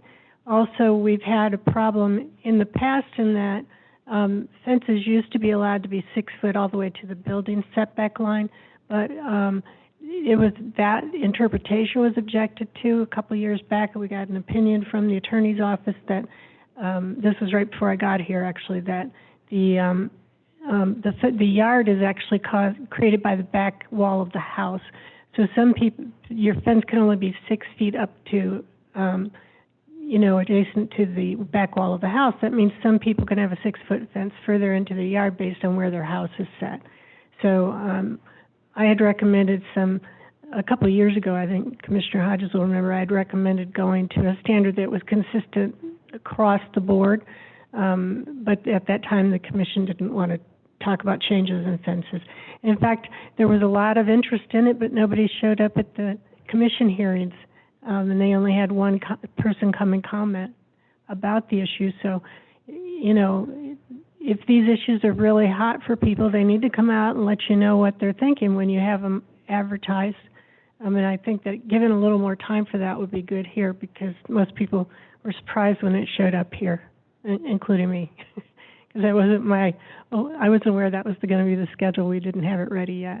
There are people who are in the midst of some sort of code enforcement issue with one of these issues now, that I've promised, I'll let them know when it's coming up, so they can come in and let you know what their experience and their concerns are.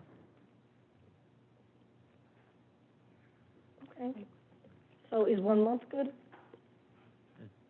1 month, Yes, to the end of the workshop in October? in October. I'll have it back. Okay. Thank you, Linda. Thank you, Linda.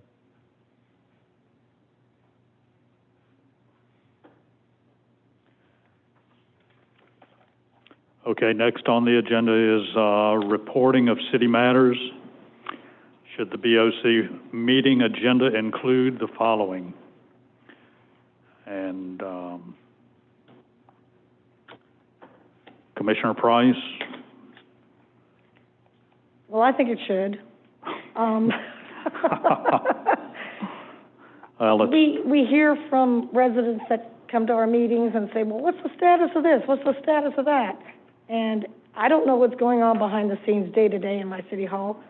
So I think it'd be smart if we did, every month, just have a little update or a discussion on the grants that we're applying for. And I know that the city manager already had a Excel sheet already prepared that they follow up on, and what the status is and when the decision will be made. I thought that was wonderful. So I would like to see that. Monthly status report on litigation. That's actually in our attorney job description. Monthly report on large construction projects.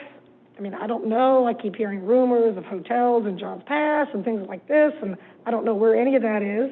I can't talk about it to people because I'm not informed. Status report on collections from the attorney Matt Widener, who is, and I don't mind if he just sends an email saying, this month I did this, this, and this, and we collected $100. I mean, I don't care, but just something from the gentleman who's really trying to get people to pay their fines or attach their property. I have a neighbor that said to me, oh, I hear Madera Beach bought the house next door to me because it was condemned and falling down.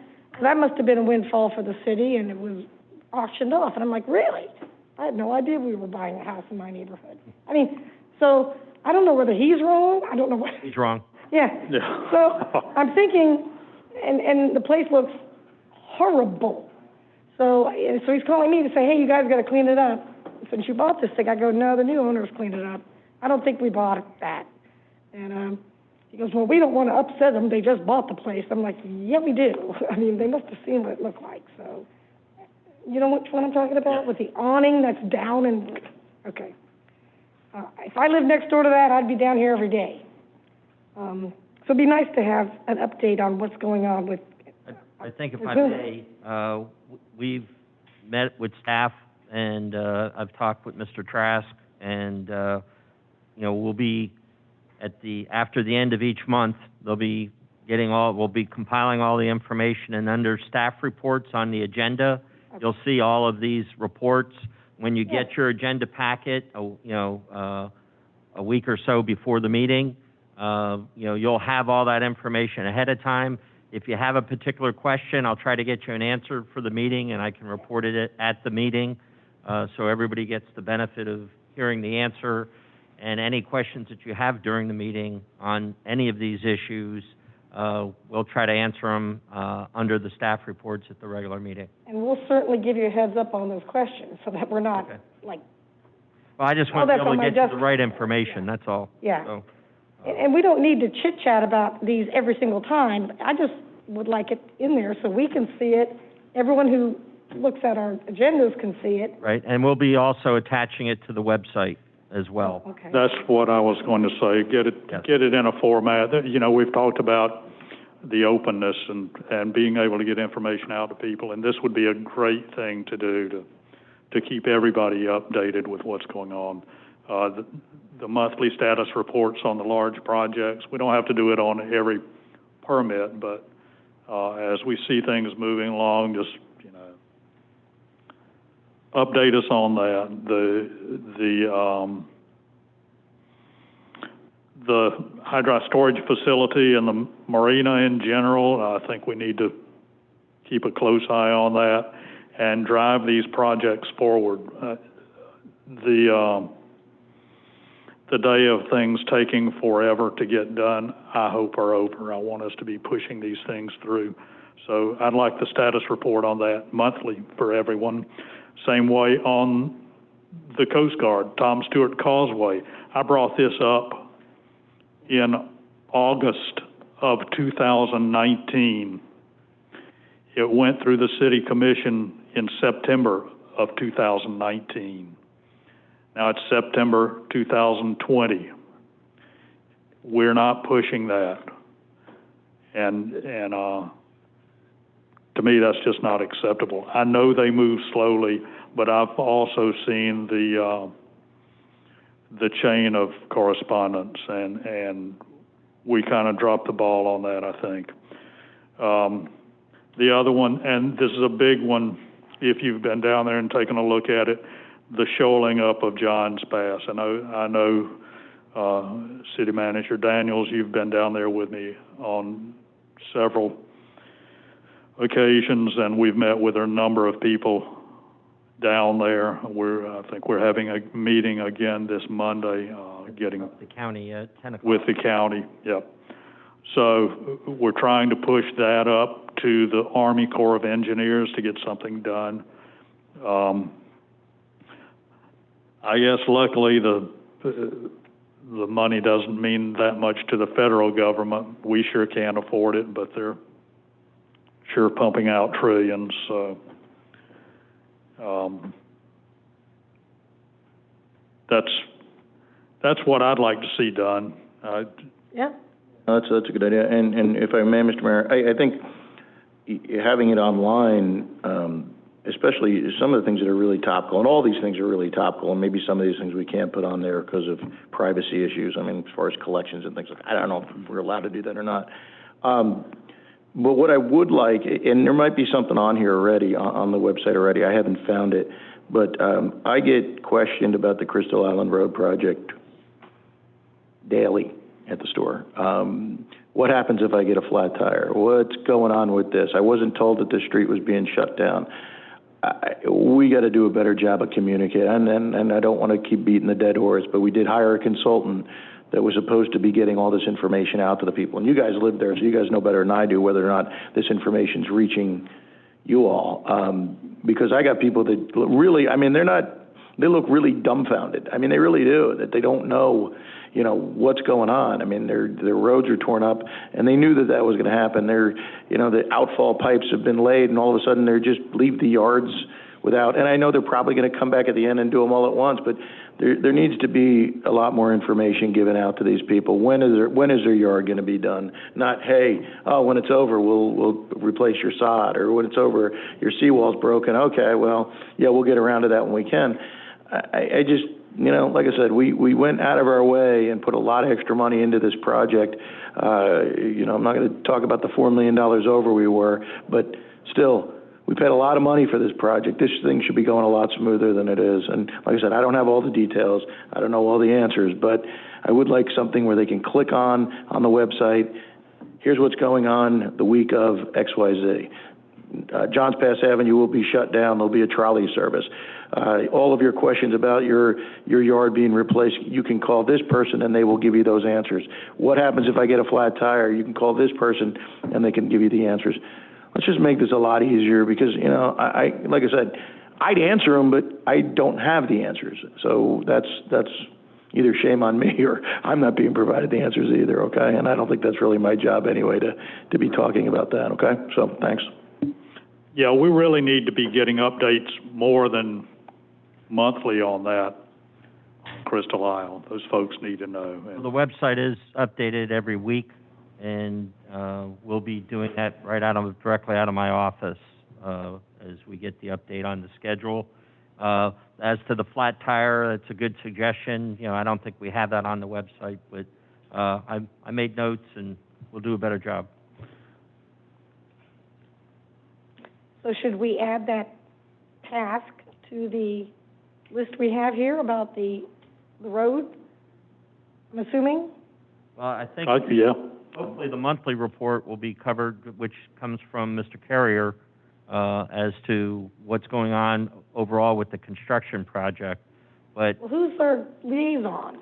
We have a citizen liaison. We have- a person we're paying hundreds of thousands of dollars to. Mr. Carrier, our engineer. Oh, okay. He has an on-site person that deals with deals with the residents and stuff, and they're also doing door hangers when there was problems with parking and stuff. The only problem is it's rain-driven sometimes, so, you know, their schedule can get changed on a moment's notice depending on the weather.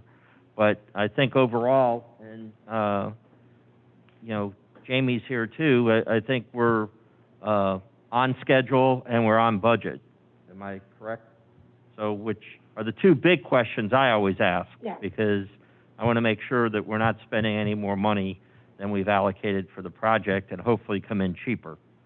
So. Yeah, Tina, can she give her cell phone out to the residents over there? Can they call her directly when they have a problem, or is that? They did, but I'll check and make sure.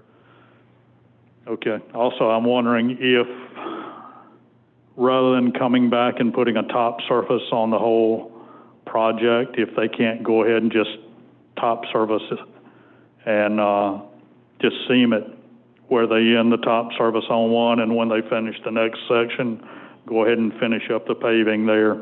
So it's totally done, so we're not wrecking the people's day-to-day routine even more. That's what was done on Normandy Road.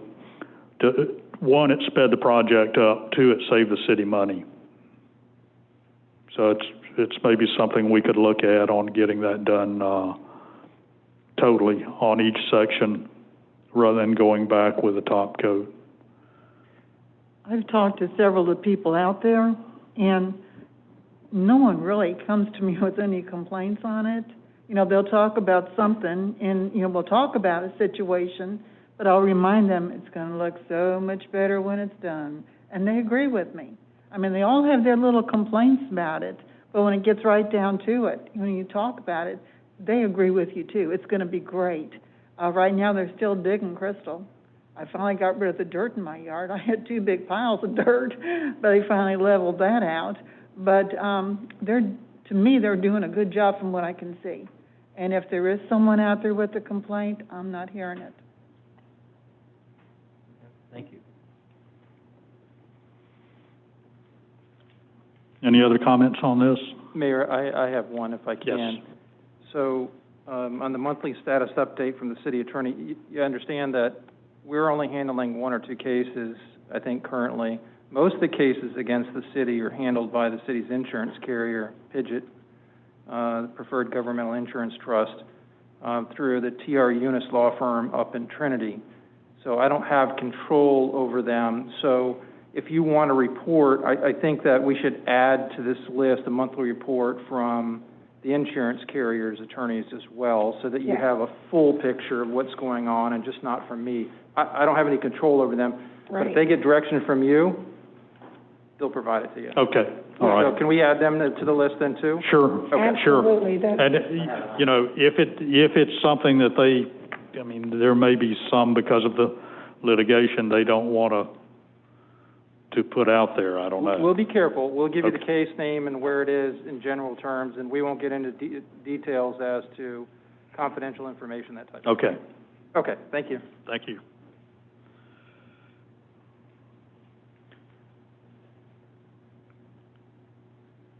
Okay, I think that covered the items for monthly reports. BOC Policy Handbook, Staff Report Section.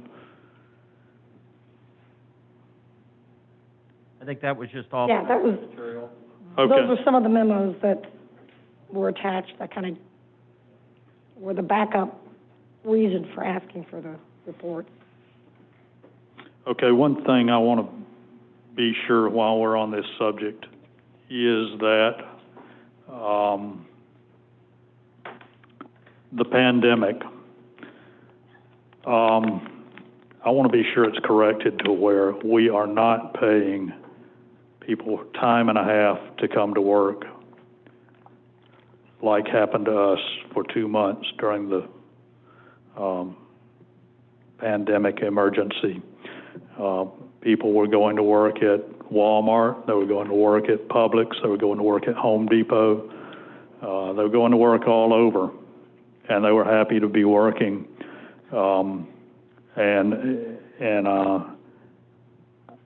I disagree with our employees being paid time and a half to come into work, or if they didn't come to work, they were getting full pay, when every other business that was struggling was laying people off, and they were getting their $275 from the state and $600 from the federal government. And I know we may recoup some of that, hopefully from FEMA. I don't know that we'll get all of it, but I want to be sure that whatever language we had that initiated that, I want to be sure that's corrected. That was set up for hurricanes or floods or something like that, for Public Works to get back in here and get this city back on its feet and get it operating again and get the residents back home. It wasn't done for this pandemic, and it's something I know none of us have seen before. Hopefully it won't raise its ugly head again, but we financially, we just can't afford to do that. We're going to have to scale back to a skeleton crew, and the crews that aren't working are going to have to do what all the other employees around the city and state have done. And that's just my feeling on that, and it's open for discussion. But just for point of clarity, Mr. Eschenfelder, who has gone through the personnel policy procedures, we're updating that. That has the update in there. It will not be authorized by my office for the same order that we had from the previous administration. Okay. Are we going to discuss the changes in the employee handbook, or is that civil service going to handle that and then come to us? Civil service, and then it'll come back to the commission. Okay, got it. Yeah, I knew that was in the works. Yeah. I noticed some things in there myself that I thought, I'd probably tweak. Yeah, we have to approve it, so. Okay.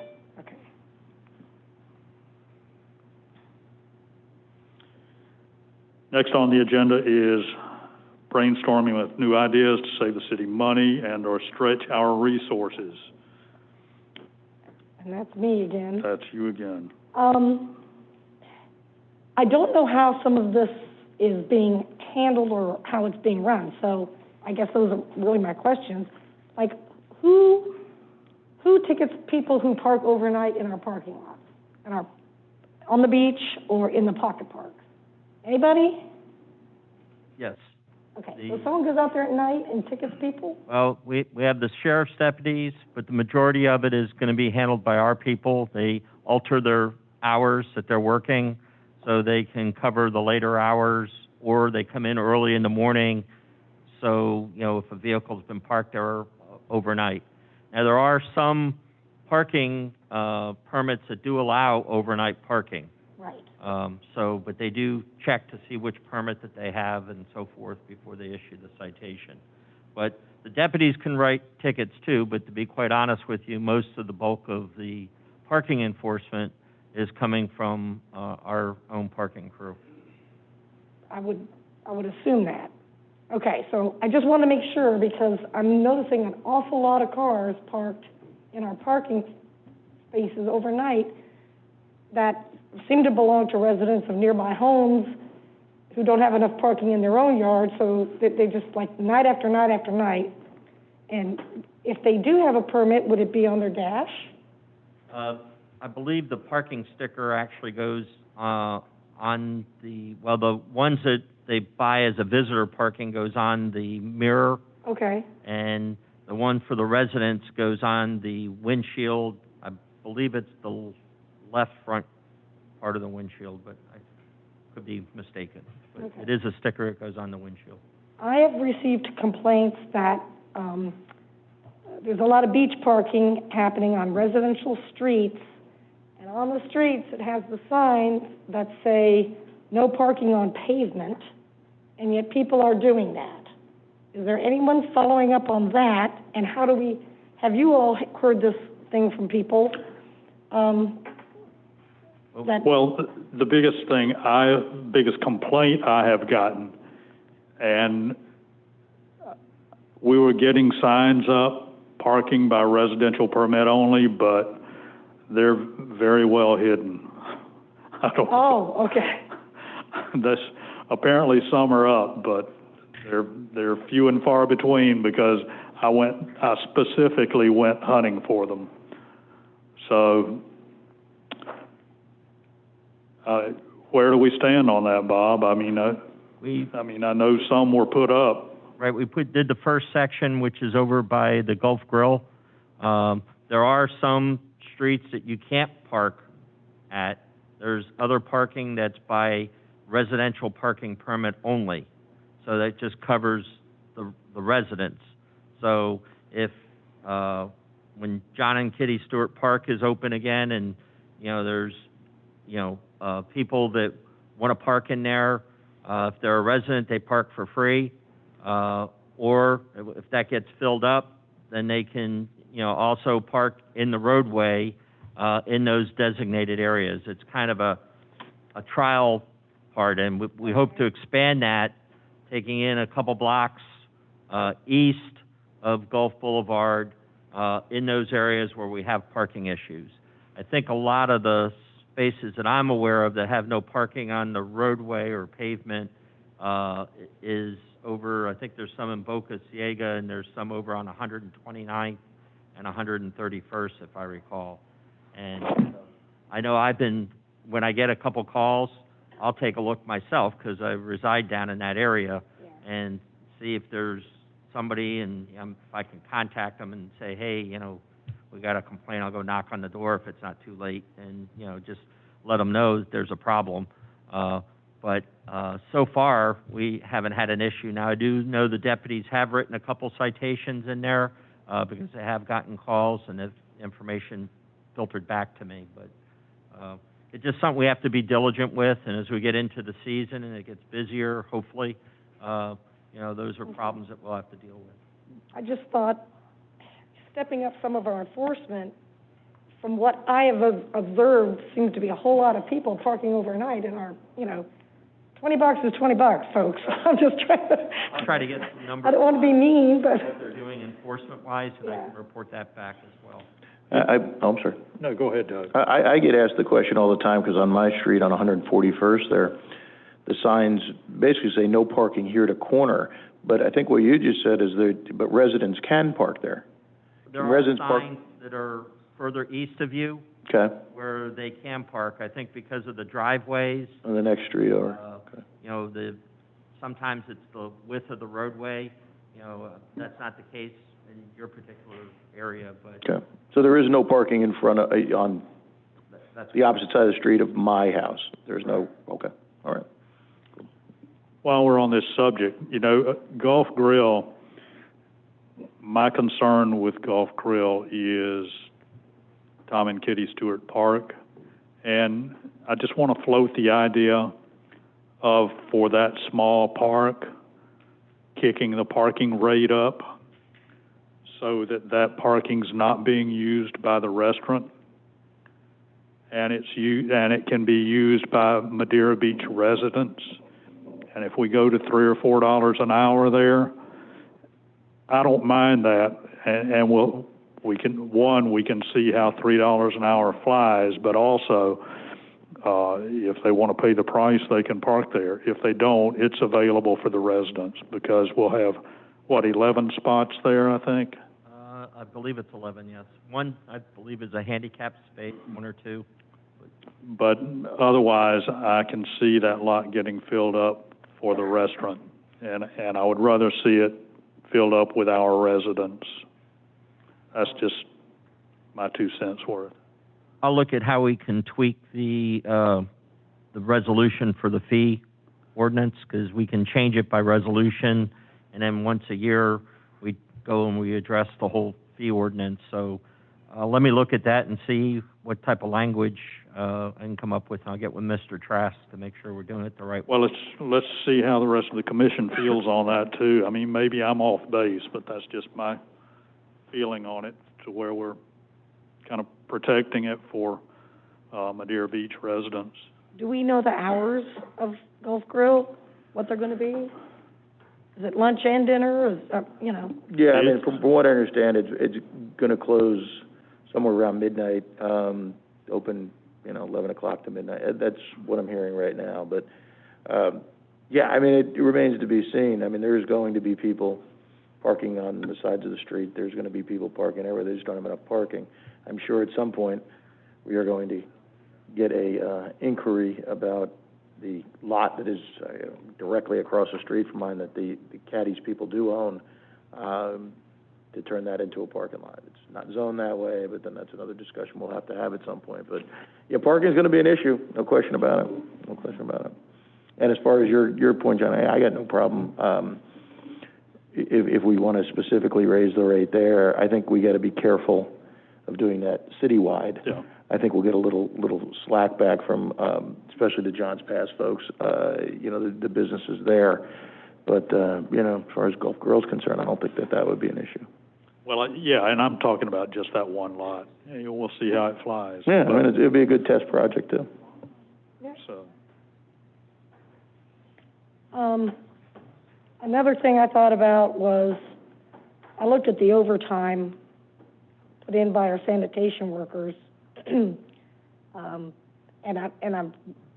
just wondering if we need to address why we have to have garbage pickup on Labor Day and Veterans Day, or any legal holiday where we're paying double time.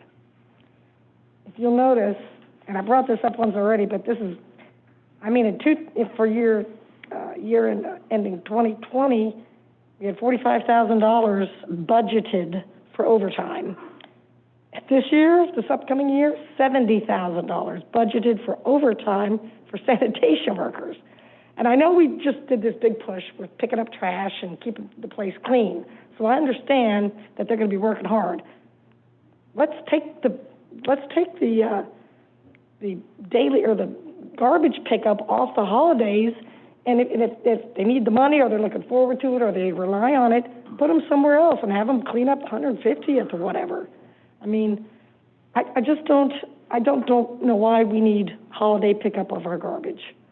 I mean, yeah. Frankly, we may be going down to once a week at some point if things don't get good around here. But I'm hoping not. But I mean, most places don't have twice a week pickup, much less twice a week pickup and pickup on a legal holiday where they're paying double time. I'm with you. Also, the sanitation is, particularly with the beaches, it's 7 days a week.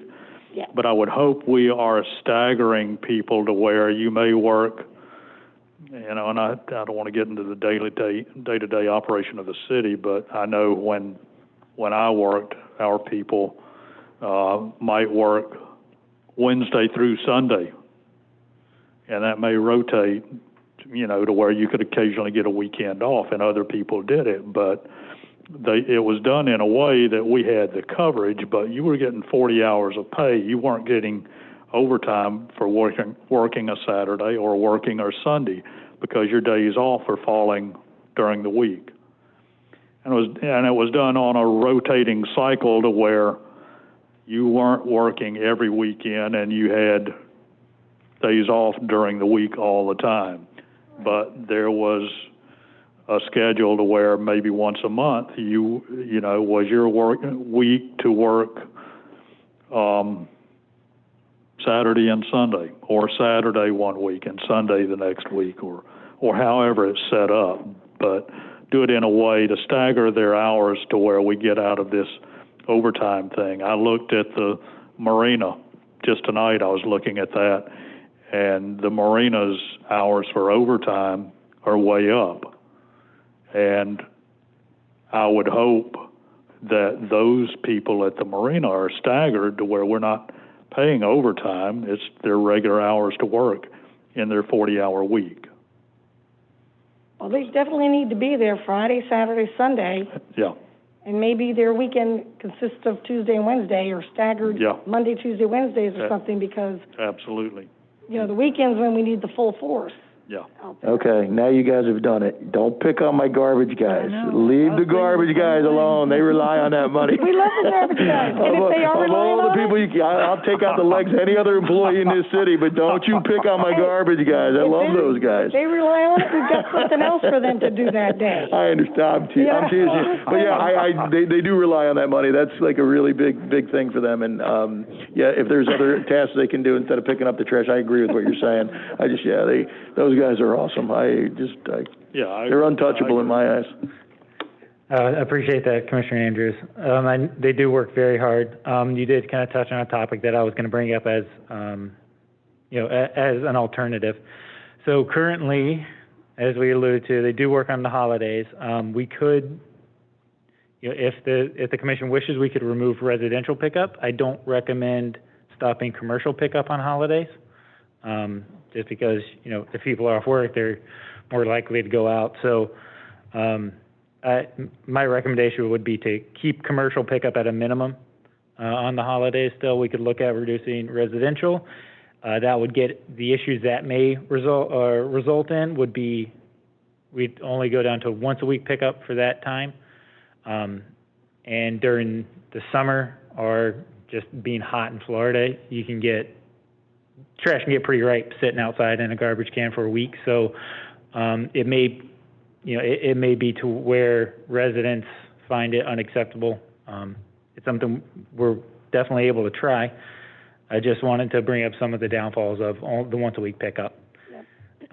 And as far as staffing goes, we do currently have one open position that we have posted, trying to fill the vacancy to allow for the flexibility of shifting their hours and allowing some relief on the overtime pay. We had kicked around the idea of requesting an additional position to help further increase that flexibility, because we're still relying on at least a temp service for at least 2 people for the residential and the commercial crew. So all that being said, we could use more employees to help relieve the overtime that they're getting. And, in my opinion, those guys work very, very hard. They're outside sweating, doing very manual labor.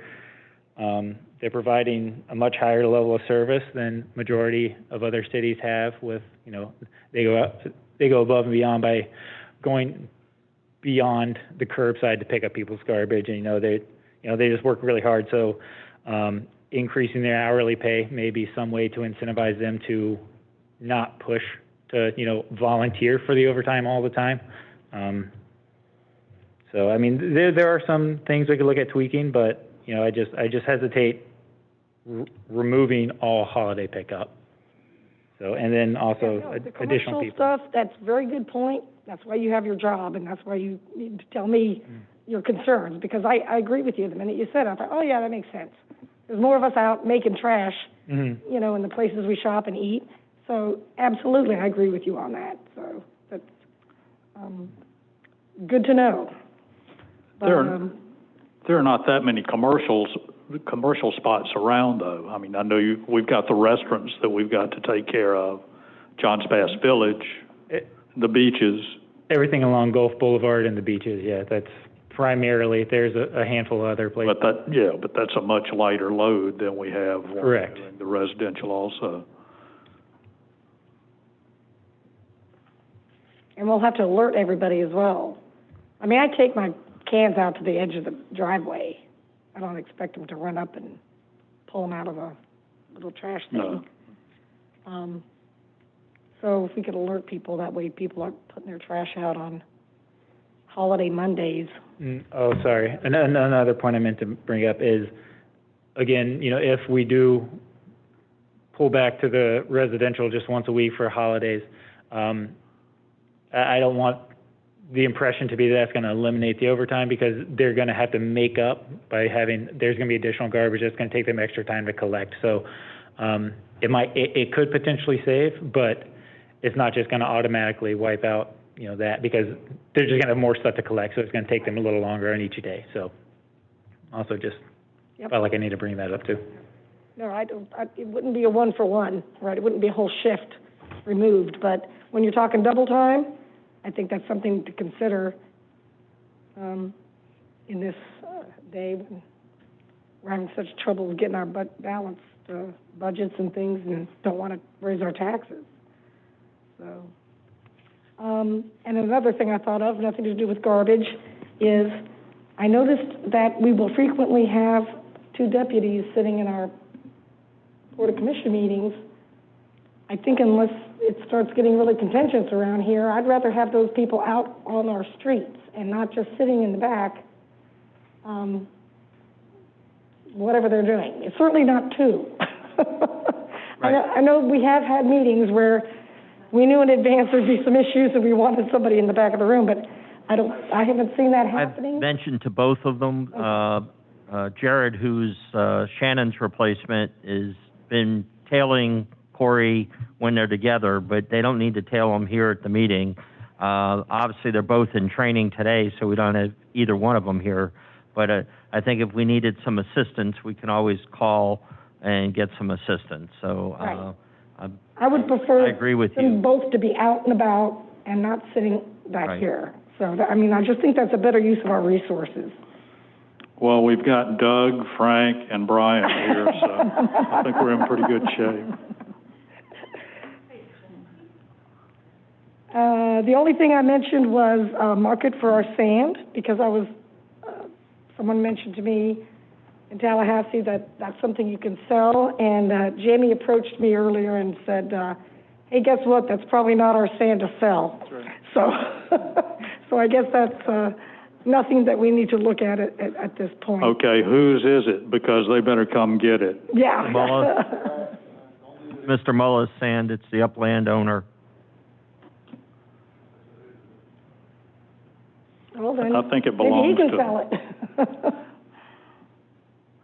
I think it belongs to Reddington. It ran down this way. It escaped. But that was it. That's my brainstorming of how I think we can use our resources better or save some money. I don't know if anyone else had any other ideas. I think we've talked about a couple things over at the marina. The technology for ice machines now is really improved, and they can do bulk ice, where you can again, we'd have to float a proposal out there or request for proposal on seeing, but it's all encompassed. They take care of everything and pay us a fee for being allowed to be there. So it's stuff like that we want to start looking at, and other ways of bringing in income. I know that's to the marina, not the general fund, but I think no matter where we bring it in, it's going to help. I think there's some other ideas that Brian has. Brian, have I missed anything? That ice machine might help bring some commercial accounts back too. Yes. And right now we pay about $2,600 rent for the bulk ice machine that we have there, and it takes, make sure I get the number here correct. We have to do about 43 of those big laundry baskets full of ice just to break even per month. So we might be making a few bucks on a year of that, but we've spoken with some folks similar to the system that's over next to Wawa, that one that just kind of sits out by itself by the road there, and it's a bulk ice. We'd still sell the bags that we do now, and it's a 70-30 split. They take 70% of the money, and we get 30%, literally for doing nothing. So we're going down that road just to look at it and bring you guys a proposal, because I think and speaking to the guys, they looked at it a few years ago, and it just wasn't viable back then, but we think it is now. So we think it's definitely worth doing. Is it something they can load commercial boats with? Is it? I'm sorry. I didn't hear you. I was wondering if it was bulk ice that you could it's shovel in the 800 wheelbarrows and load a commercial boat with. Yeah, I don't know that we're not gonna have the capacity with this that they have over at Save On for filling up the big stuff, but for our, kind of the commercial boats that stop in and get gas regularly, absolutely. They'll be able to, and they're the ones that mostly get the bulk ice now, so they'll be able to get pretty much all they need, twice the capacity that we have now. We have a 400-pound machine, and this is 800, so again, we're looking at it. We have the power. We don't have to really do any infrastructure to bring it in, any changes. And I think we would generate certainly more income than we are now. And really the question will be, just as we work with Mr. Trask here, is what's the contract look like? Do we have an out clause to make sure if they're not maintaining it, things like that, just to make sure we get it done the right way? Yeah, I know, well, I like that 30-day out clause. But, My favorite, too. if we can get it, yep, okay. Thank you, Brian. So we'll be looking at little items and larger items, and still, like the grant, you'll see there's an update on the grant. We've identified some grants that come available in January. So we're, casting that net and, making sure that, we can apply for as many that we can, and hopefully everything will come through. So for all the grants that we filed to recover the overtime costs, we've got another grant that we submitting for the increased cleaning and sanitizing costs that we have. So everything looks like it's online. We're moving right along to get those funds, but as you know, with dealing with FEMA and some of the other federal funding sources, it takes a little bit. The one that we're submitting, though, that's money that's in the county. It's part of the CARES Act funding that goes to municipalities, and we're authorized for $51,000, I think, roughly, on the amount. So you'll be seeing that on your update that you'll get in October.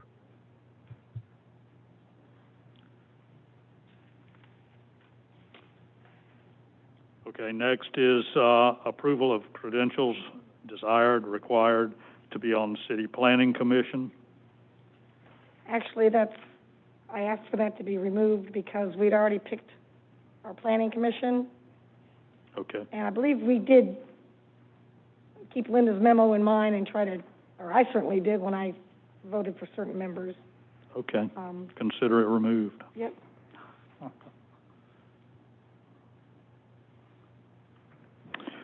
Next is purchase of load and pack Roy Hill for garbage collection.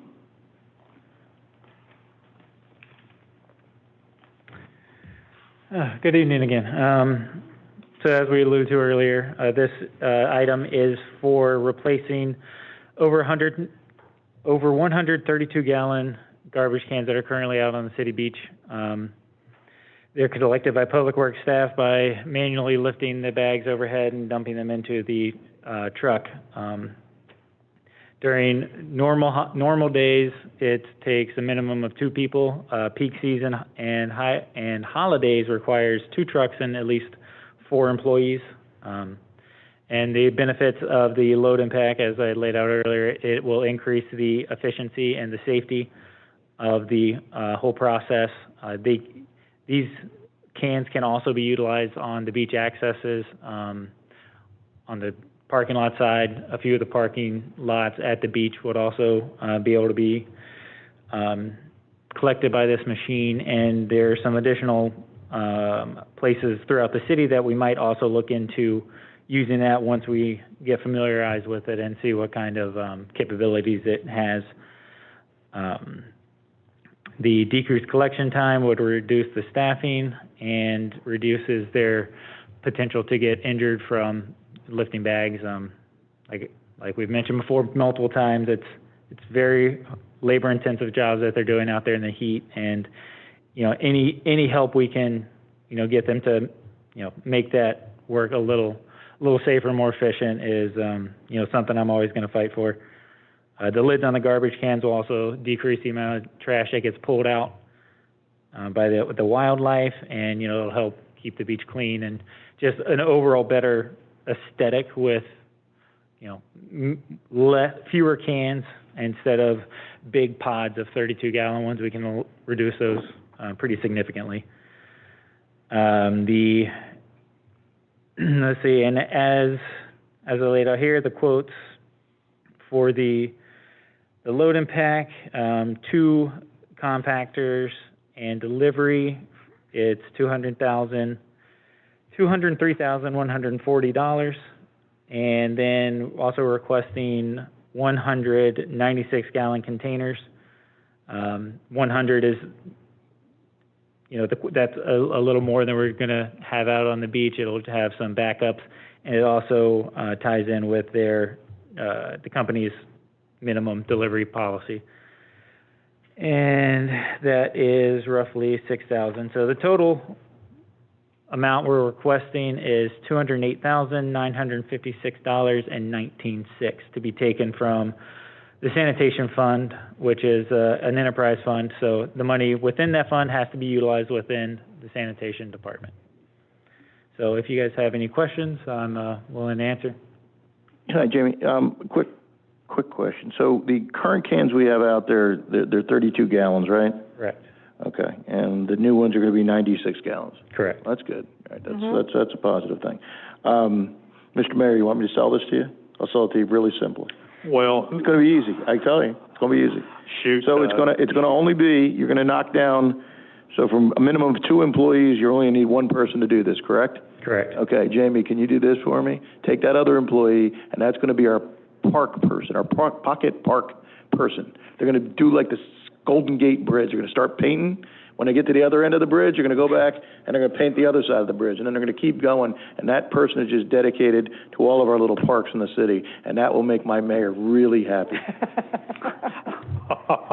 Something we can look into. By the way, I love this. I think this is a great idea. Yes. Also, we're going to have a lot of cans available. Correct. So what do you plan on doing with them? So the existing cans on the beach, they have those rings around a lot of them. Those rings will be repurposed to replace the older deteriorated ones throughout the city. Throughout the Johns Pass Village, there are a handful of cans that are scheduled for replacement, and the hope is to reuse all of those cans throughout the city, and those are in better shape than the majority. Yeah, because I think a lot of those on the beach are relatively new, aren't they? They are. Okay. I didn't know if you were going to sell them. I could use a couple of garbage cans. So is this a truck with arms on it that picks up and just dumps and continues on? Essentially, it has an articulated joint in the middle, so it can pivot, which will make it, you can negotiate tighter turning radiuses, and it looks like a little mini front loader garbage truck. So it has like little arms that'll come through, clamp it, and then dump it overhead into the compactor on the back. And then once that is full, you will utilize our full-size garbage trucks to unload that and then take it off site. Would this be something that you would kind of trade with some of the other cities to use too, from time to time? No, this would be, there's no intention right now to have this as a part of the equipment sharing. There are a lot of other cities around. I know Gulfport, Clearwater, St. Pete Beach, Treasure Island all utilize it. So I don't want to say no totally, because if there comes a time where their machine breaks and for some weird one-off times where they might need it, I don't want to say, no, we're not going to give it to them. So I don't see that happening, but I don't want to stand up here today and say absolutely not. Yeah, so it would be a very unusual circumstance, in my opinion. The problem I have on that program, Jamie, is particularly on the street sweeper, because they're just so much bigger than us that they're wearing our equipment out. I have a problem with that street sweeper being used in Treasure Island more than this city uses it, because it's streetwise 3 or 4 times as big as we are. But they're only using it on the permeable concrete, right? As of now, yes. Spaces that was in our packet. As of now, yes. Yeah. Really? They aren't 'Cause- going up and down all the Treasure Island streets with our, Well, it came down Bay Plaza and Treasure Island and Sunset Beach. So it's not permeable. There's a parking lot down at Sunset that is, that's one of their permeable lots. But again, I don't know what they were using it for at that time, but they do. Well, that's why I would hope on the log that we're putting an odometer reading on there so we know how much it's being used. There is an odometer. There's an odometer reading on the logs that It was just put on there then. Sorry? It was just put on there then. It's been on there for a handful of months now. Does it? Okay. Okay. Thank you, sir. I've got a question for him. Can we also replace the cans at John's Pass and use that same truck to pick up the cans at John's Pass to save time? Throughout the village, we've looked at it, and there are some spots that it may be able to be used. The issues are a lot of the cans are further in on the sidewalks, and the cans that are on the boardwalk, the Broy Hill will not be able to drive on the boardwalk. So there are some places where we could utilize it, but it could not be a full replacement. Does that answer your question? Yes, it does, but the ones that were further in on the sidewalk, we could pull them out closer to the street so they could be used. Could we not? I mean, if we're gonna, it's possible. I guess what I'm asking is if we're gonna invest in something like this, I'm trying to figure out all the places we can use it besides just, because it doesn't take 8 hours a day to do the beach. So I'm trying to look at the other places we can use it to save time and money. Correct, I agree. And it is something that we will look into additional places that we're able to expand that use for it. We've looked at, if it's beneficial to use it within the pocket parks, if it's beneficial to use it in some of the isolated spots where there are just like individual trash cans that are picked up by hand currently. Causeway Park is one of the examples we looked at. The Village is one of the areas we've considered. As of now, we still think it's very beneficial to keep it strictly for the beaches and the access points and the beach parking lots. And then as we become more familiar with its capabilities, we can look at expanding the use throughout the city. and maybe on the street ends or something, because that's, those are gonna be very large. Yes.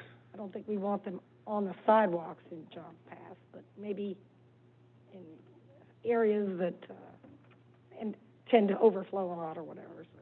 Sure. Yeah, it is definitely, it's a good point, and I definitely want to utilize it as much as possible. And I haven't ruled out any locations where I'm, opposed looking at using it. So, yeah, I'm definitely willing to expand its use if it's available.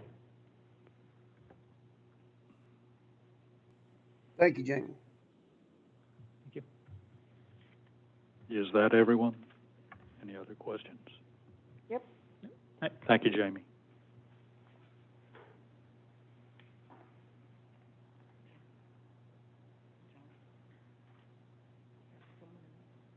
Sure.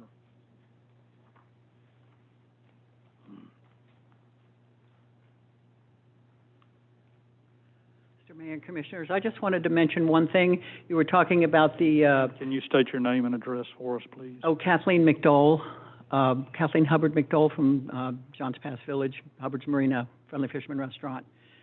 The part of the west of the bay side of the Johns Pass Bridge that has that beach there, I'm not sure if you all know the history of that, and I don't know if you're talking about it because you might want to dredge it.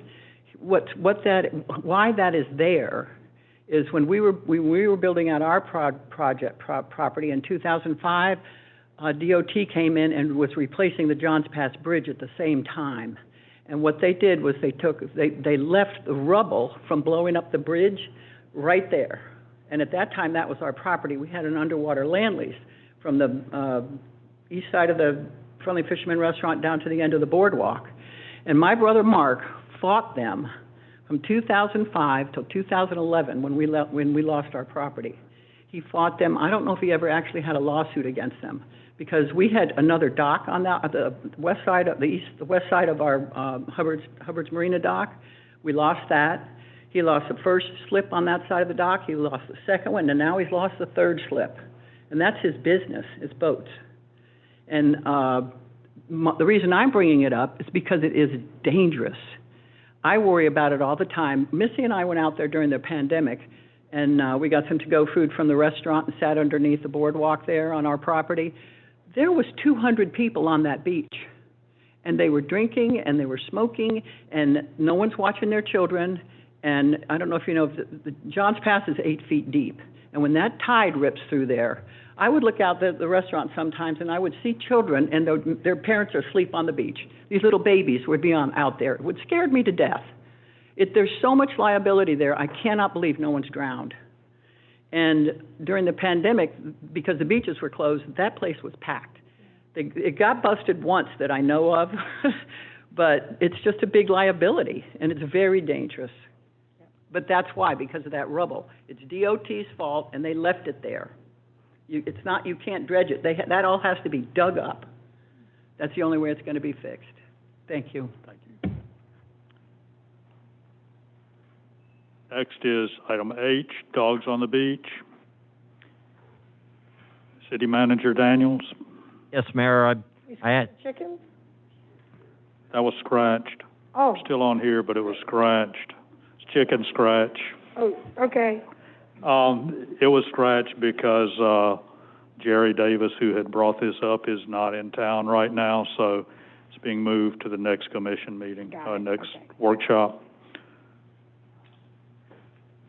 Mr. Mayor, the subject of dogs on the beach, we have a situation where obviously we have a lot of tourism that comes in. There are pet-friendly hotels. Some of them have a private beach behind their hotel. They do allow the residents to take their dog out on their beach. It makes an enforcement problem because you have one section of the beach that's allowed to be there because it's part of the private beach, and then the public beach.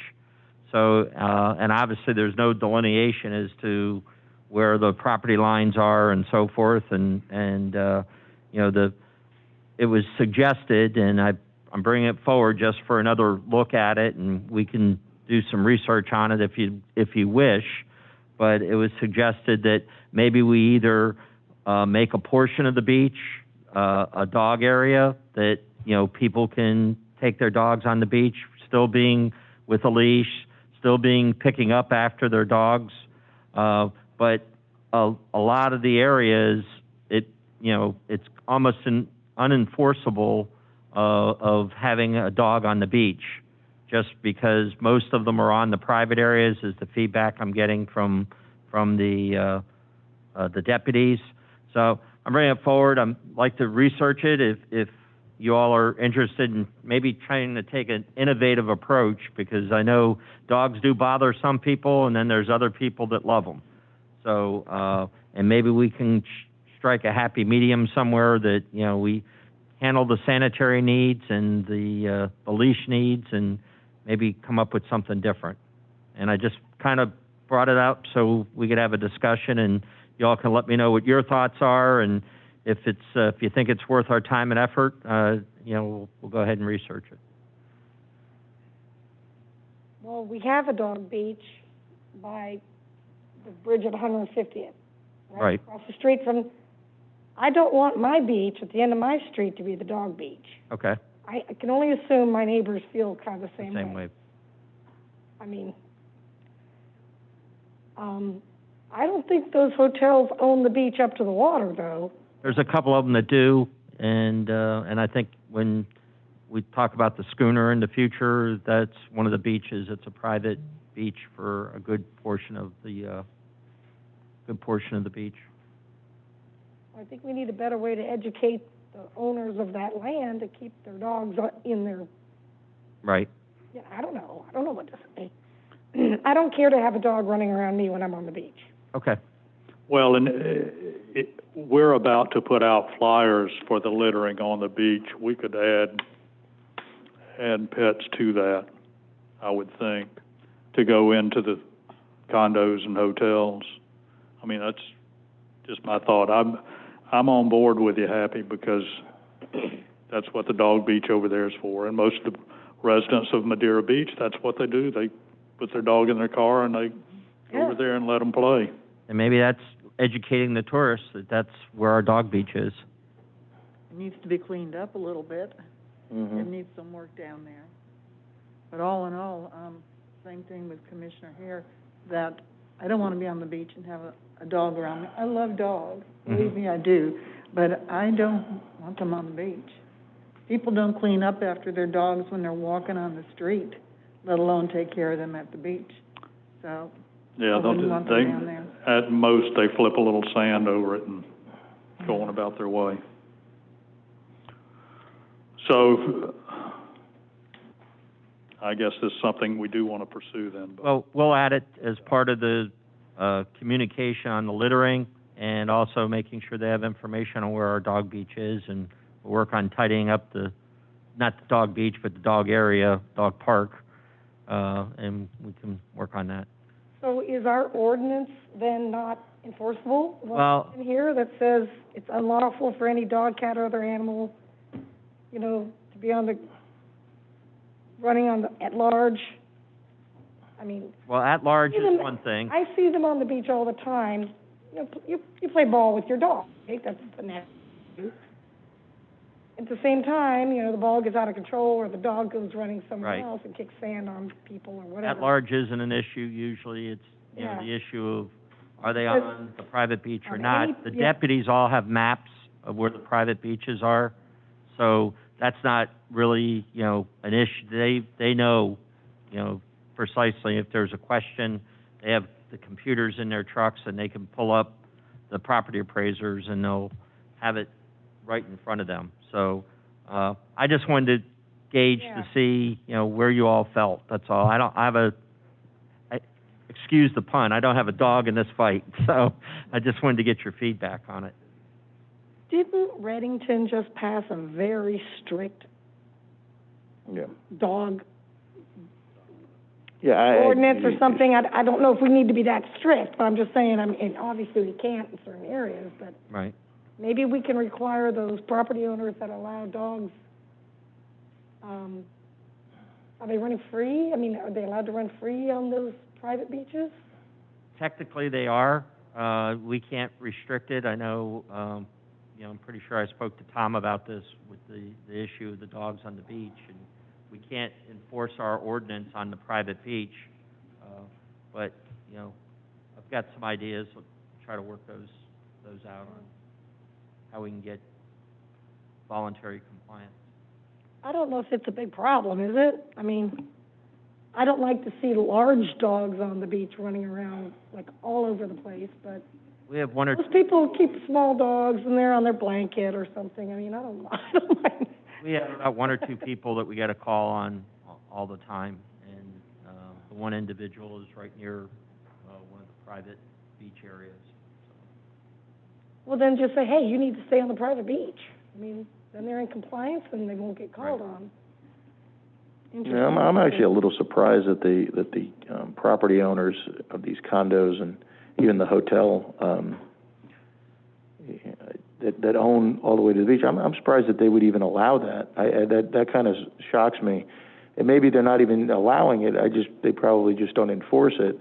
So a conversation with these guys might be necessary, because it'd be really nice to have a blanket law that it's all up and down the beach where we could, maybe we can't enforce it there, but at least, nobody's encouraging it. And I think that's kind of the important thing to remember. Because, I agree with all you guys. I mean, it's not. It'd be nice if everybody took care of their dogs and maintained their dogs and their dogs behaved. I wouldn't care one bit, but I see walking around the streets, I see people that don't. Yeah, it's a part of the littering issue. It certainly is. So. Okay. All right. Thank you. Thank you. Next is item I, camera system for the marina. Commissioner Andrews. Yeah, this is just a follow-up from the meeting that we were at the other day when we had a couple of residents talk about that.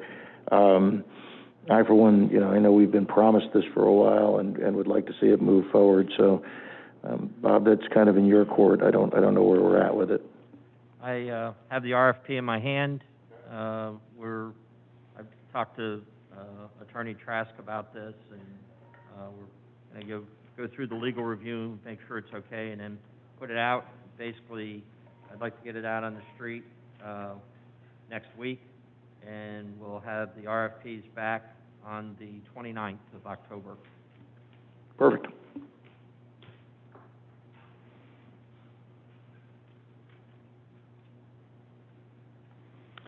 Okay, with that, we're at item J, which has also been pulled. So at this point, if there are no other discussions, I just got a little question. I guess I could do this in a phone call, but just, what's going on with our palm tree? Are they going to put that back in? Or? yes, we've got the check. The palm tree is ordered, I think, Jamie? Oh.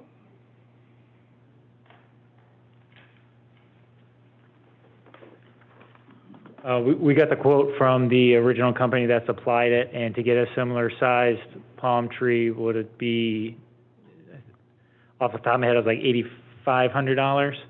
So we're going to get additional quotes for a similar tree, just see if we can get a little better price on it. But we have put in requests for quotes to some suppliers. so we didn't get a price before we got the check? We had, and it took them a long time. There were multiple emails back and forth trying to get a response from them. Because all those trees are the same kind of trees, and they're all uniform. Correct. So this is the same supplier had to. There was a lot of conversations back and forth from the supplier, and I think they were low on that size or. I think we need to get back with the insurance company then. If they're not making us whole. Yeah, their guy hit the tree and knocked it down. I think the issue was, with the amount of money, that was the amount of coverage that the driver had, so we'd have to turn around and take legal action against the driver. I was hoping that we'd be able to get the tree at the cost that we were originally planning on. So I guess we can. Even if it's a, I don't know what kind of trees those are. And I just know that they're beautiful, and I'd rather even see a smaller one than a completely different kind of palm tree. No, it'll be the same tree. Oh, okay. Yeah, just a smaller. Okay. Smaller size. All right. I didn't want to see a Christmas palm there. a less mature tree. Okay. And before we get off that, how about the time clocks? Where do we stand on the rest of that? The time clocks are in. We are going through the procedures right now with the time clocks. The new budget year, I think it's October 5th, I believe, is the start of the first full pay period in the year, and it will be utilizing Paycom, which is the new company, and hopefully we'll have everything in place with the time clocks next week, and we can move forward. Okay, thank you. Anything else? Yes. I do.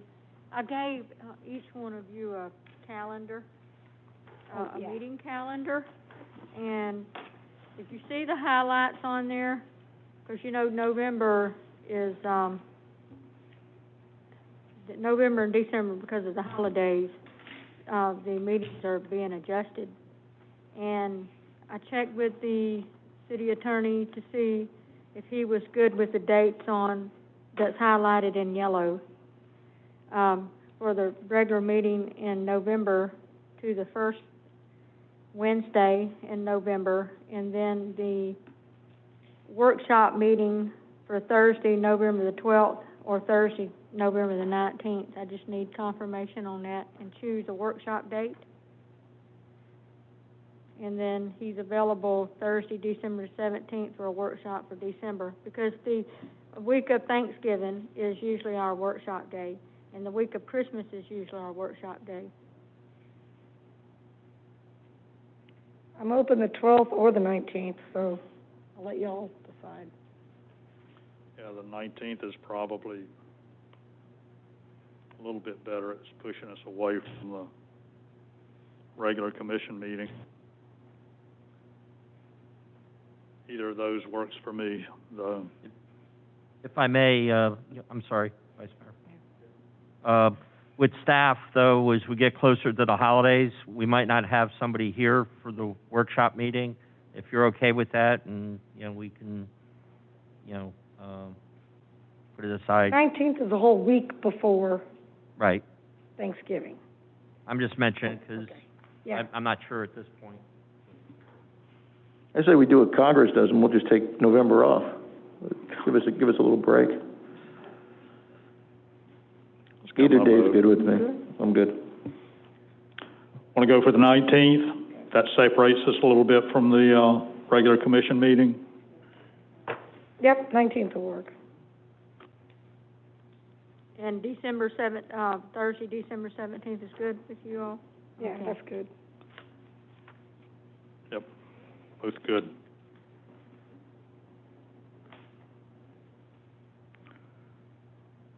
Workshop meeting. Okay. Anything else? With that, this meeting is adjourned.